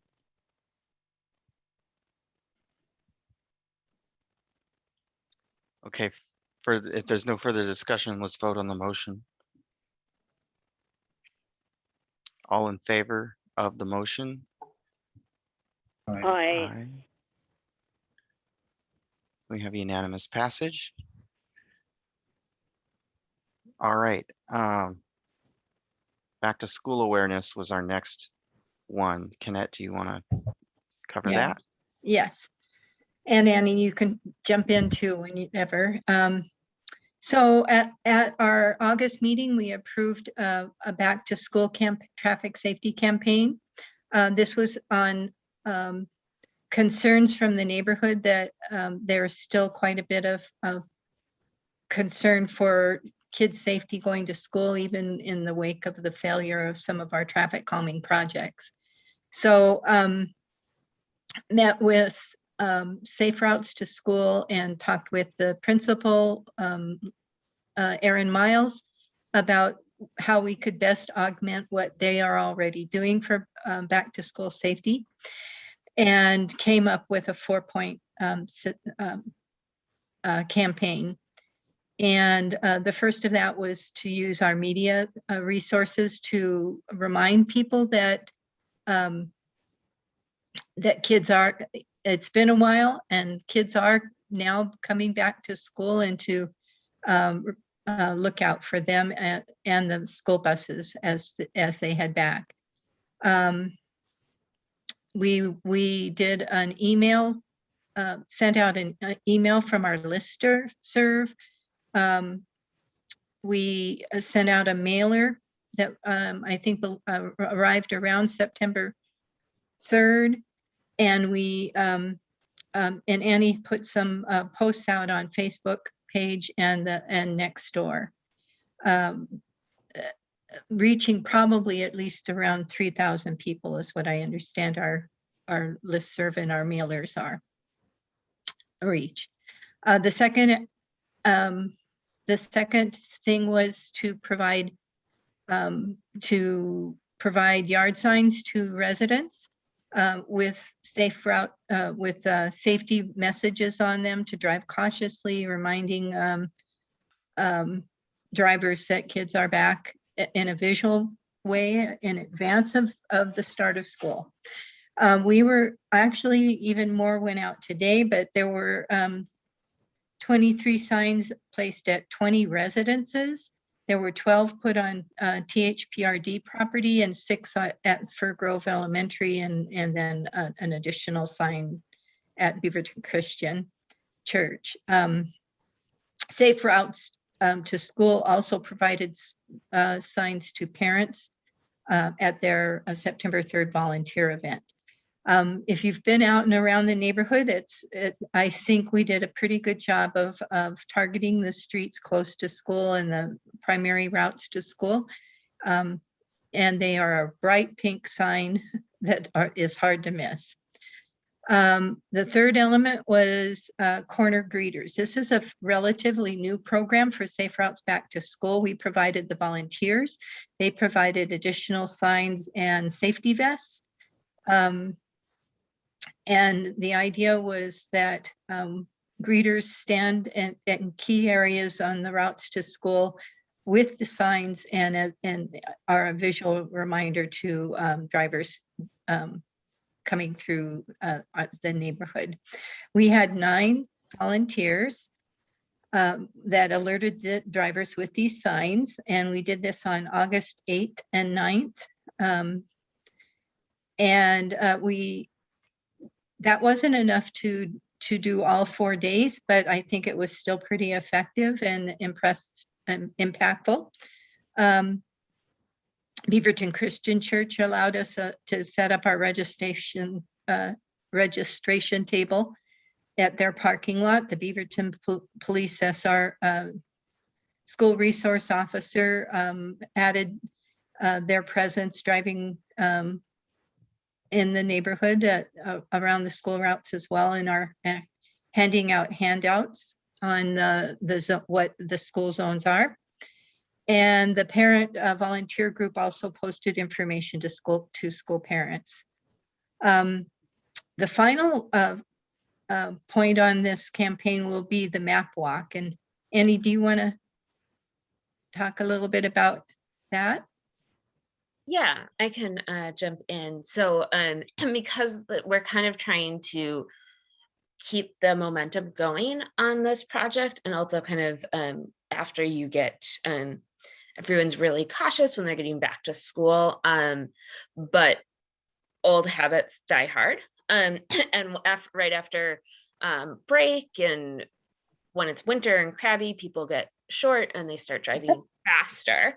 And so we kind of thought that this was a great time to target at the beginning of the school year, and then also kind of after winter break, kids will go back to school. And so we're going to kind of keep the plan going.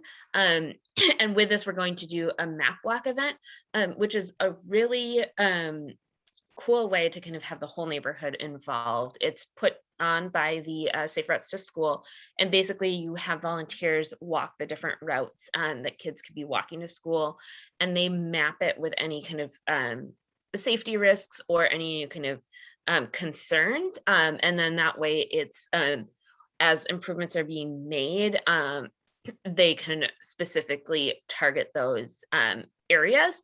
And it's great on kind of a number of ways. Is one, as we know in the Highland neighborhood, we have a lot of adults who walk as well. And so these kind of targeted spots will help kids, but they will also help just kind of all the residents. And we have a lot of residents who want to know how to get involved in safety things. And so it's another way to kind of get volunteers who may not be involved in some of the other NAC things. And then the final piece is kind of one of the big pieces of Safe Routes to School is really encouraging alternative ways for kids to get to school other than having their parents drive them. And so that helps as we're talking about traffic. You know, I'm not sure if anyone's driven, but like on Vos, and it's all backed up now. And so like it's a way to kind of reduce some of the traffic as, you know, parents are driving to and from school.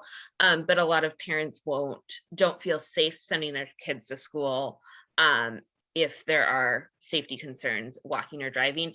And it also kind of really helps with as kids are walking or biking or even skateboarding. A lot of the middle schoolers apparently really enjoy skateboarding to school. It helps increase activity and helps create health. And so that's another kind of point that Safe Routes to School really wants to highlight, is by getting kids that activity to and from school helps both on health things, and it also gives kids like a chance to kind of either decompress or process what happened at school, or it can help them kind of really set up their focus and kind of just really have some time so that they're better able to focus on their way to school. So by having safe routes for kids, they're hoping that they can encourage more kids to walk or bike or get to school not in a car.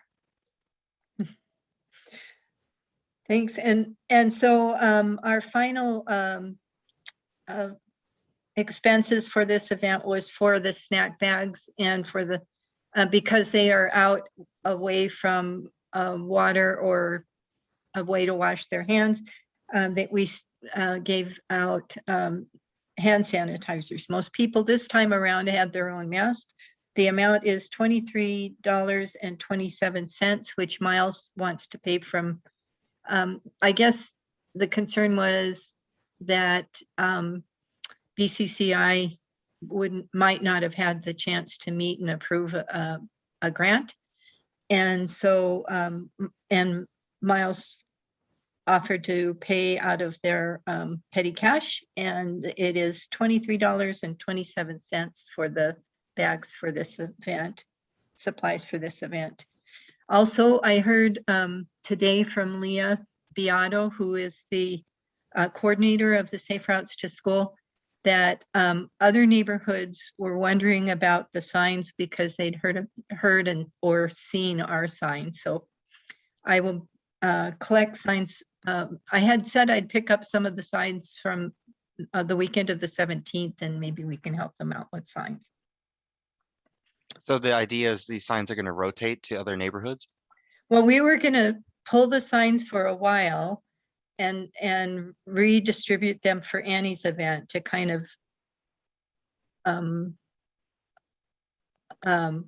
heightened awareness. People, you know, can habituate to the signs after a while.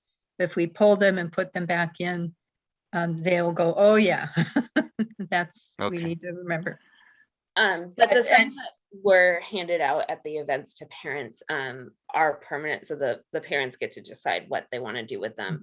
So we will see some of them year round throughout the neighborhood. Okay, we need to keep it moving. It's getting late. I do see that Kate has her hand up, and Kate, I'm going to allow you to talk. And you have to press *6 if you're on the phone, or use the app to turn it on. Good. Hi, guys. Okay. Hi, how's it going? Good. I just wanted to mention a date too for the signs to stick around the neighborhood. October 6th is our International Walk and Roll to School Day. So that's a day they really promote everybody to rock and roll. There's going to be prizes and cash prizes and gift card prizes. So October 6th is a good day to have that presence of the signs.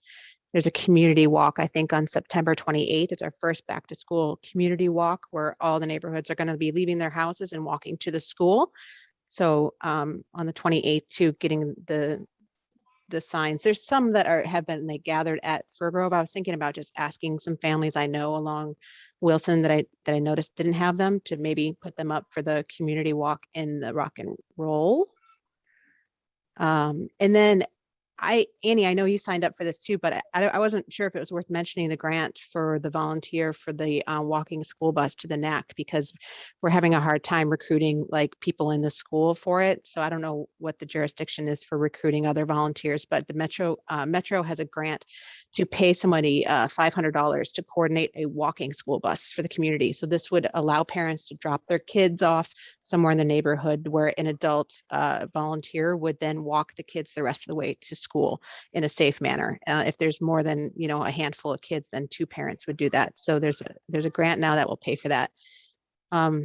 Otherwise, I was just here to thank you guys so much for getting involved with the whole campaign. And I wanted to thank the NAC for really stepping up and driving the back to school campaign and connecting the school and the community and the NAC. So it was just amazing effort. And it was just communal. It felt amazing, like Avenger style stuff. So I'm super happy about it. And I wanted to thank you guys very much. It felt very supportive and awesome. Thanks, Kate. Yeah, thank you guys. Thank you. I'm gonna go. Good night, guys. Night. Okay, Elena, do you want to give us the city update? Yeah, I don't know why, but I wasn't sent the city update, but I'm gonna email Miles so that he can send that out for you. He usually has a few things that they want to share with us. It's okay. It's late anyways. Next, let's move on to the fireworks discussion. I don't know how long this is going to take. Maybe it won't take long at all. We had talked with the mayor about the problem fireworks cause and that she wanted to ban them. A few folks on this group expressed some reservations about that. I thought about it some and came up with some potential policy options that we could recommend. And I've got a few displayed here, and there might be others. And I think it was Annie that didn't want an outright ban, but maybe some of these other ones would be useful, or changes. I don't know if you want to chime in on any thoughts on these, or what you think the city's policy should be. Yeah, I mean, I can, so I guess I have my thoughts, and maybe this is, if it turns out to be too long of a discussion, I don't know how much people are interested in this conversation, because I think it's an important conversation, but I think it's a conversation that probably should continue over months, especially as we get closer to 4th of July of 2022. But my thought process is that it felt very last minute and very reactive this year, and that a lot of people already have bought fireworks. And so the piece that I wanted to add to it was like in June or in May is a really good time to kind of start the conversation. And I'd like to do more education based and kind of alternatives. So if we argue and say, hey, it's a drought season because that's the way that climate change is heading, a lot of families really like, it is a very big deal. And so if we say no fireworks, or the city decides to do no fireworks, being able to offer some kind of like sparklers, or like the light up things for kids, or like offering other alternatives so that you can do fun festivities on the 4th of July that are not firework based. Reggie has some input, and then Konnette. Oh, yeah, I'm personally in favor of number 6. I think with the climate crisis, we really need to take this seriously. And then with like the explosive force noise element too, that's also extremely valid for other reasons. I do think this requires more thought. I'd love to see the city reach out to like veterans and refugees, like people who are more likely to be adversely affected by explosive force and extreme noises. I know it definitely scares me, and I don't even have PTSD. And I actually recall that in the Beaverton Climate Action Plan, there's like a little blip that talks about trying to make the city more like resistant to fire and wildfires. So permanently banning fireworks would support that goal. I don't really see like another practical way. You know, there are always fires that happen, whether it's like a house fire, a grass fire, or a tree fire. It's not a matter of if, but when for, you know, being affected in your immediate area. So I love to see the city take some bold action to protect the safety and public health of all the residents. And I know that like the city's very piecemeal in its boundaries. I don't want that to be a reason to like chicken out of having a ban, because ultimately this should be like a county-wide thing, or at least, you know, within the urban growth boundary at a minimum to make it consistent. Yeah, it's possible that the fire district could help us coordinate a effective ban as well. And Konnette, you're next.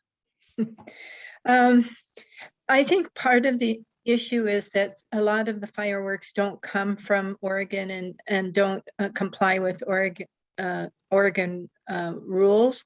There, a lot of people go up to Washington and purchase fireworks up there, and there's a lot more of the projectile type that is allowed up there compared to here.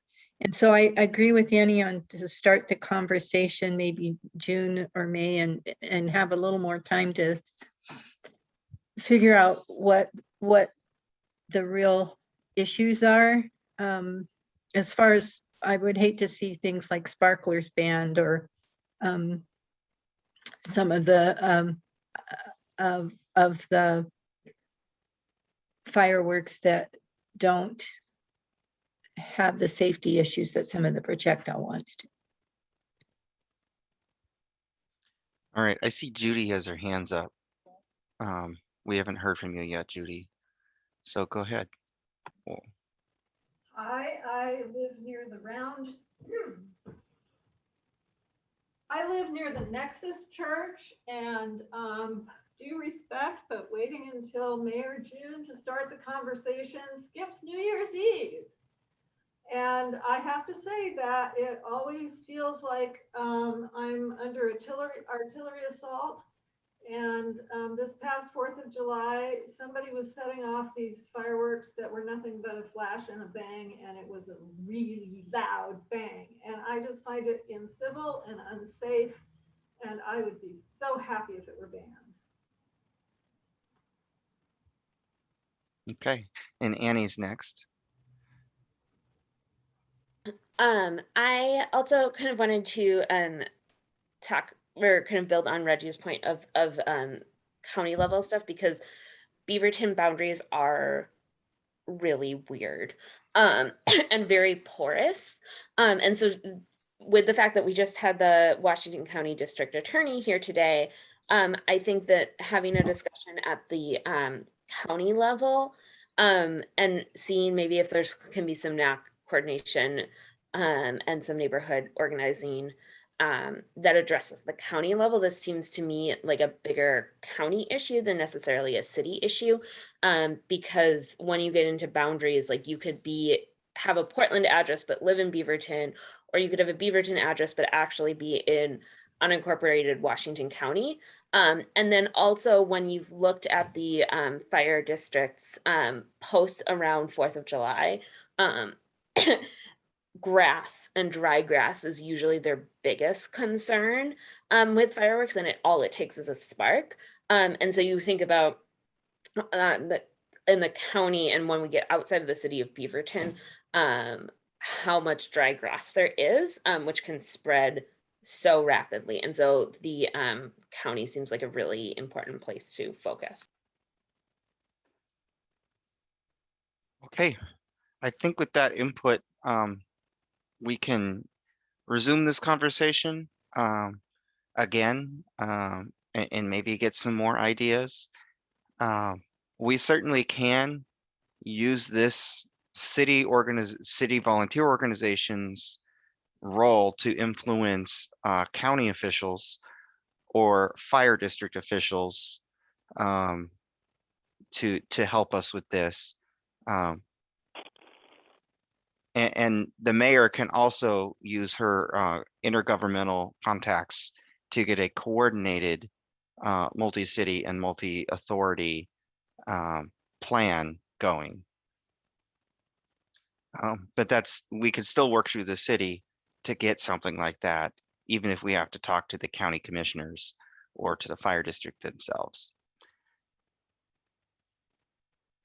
Okay, and I believe there's one thing that Judy might have picked up on Annie's suggestion of May and June. I think that was a public education campaign that Annie meant, and not us discussing this and influencing policy and maybe an ordinance or however that works, that could happen in time for the next 4th of July. We have been in multi-year drought, so it is likely we'll be in a drought again next year. So this will be no time soon will this not be a potential risk of a forest fire and urban fire. Okay, thank you for that. Just want to do an announcement. Elections are next month. We will accept nominations from the floor. The only requirement is that you're a person that lives in the neighborhood to run. They are 1-year terms. And if you have any questions, you can contact Miles with the city, or you can contact me. I'm on my emails on the agenda and on the website. And any other board member can also answer inquiries. It's a relatively easy role. We do have a few officer positions. The maybe more difficult ones are treasurer and chair, secretary. But you certainly can go for one of those roles after joining the board.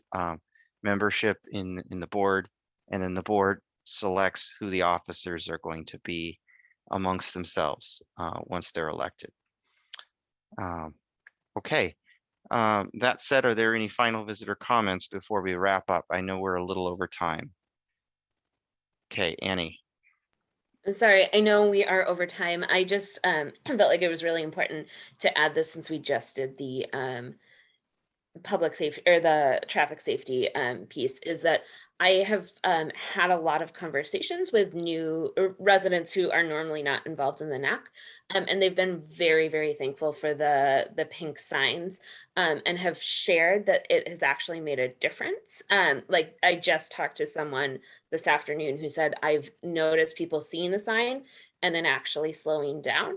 And so I just wanted to point that out, and then also kind of remind people, since this is being recorded publicly, is that there are staggered starts. So the elementary school has 2 different start times, the middle school has a different start time. And so what we've noticed while we were watching people is, like, people were very careful when they saw the kids, and then they were like, oh my goodness, I'm running late. And then bad habits started coming out again. So just remember, we're all running late, but we all live together. So just, like, be extra careful. So that's all I wanted to add. Reggie? Yeah, who isn't running late or schlepping around for something these days? So Friends of Trees has two tree pruning workshops that are open to the public coming up. friendsoftrees.org/event-calendar. September 25th, Oregon City, October 2nd, Wilsonville, both Saturday mornings, open to the public, learn from trained arborists, and then you can take the care and maintenance of your trees into your own hands. Definitely encourage everyone to consider attending. There are also other planting events on the calendar, especially several that are happening right in Beaverton. So you can sign up to volunteer for those there. Thanks.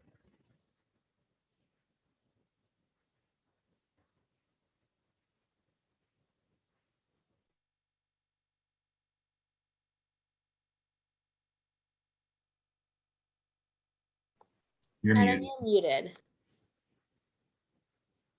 you're muted.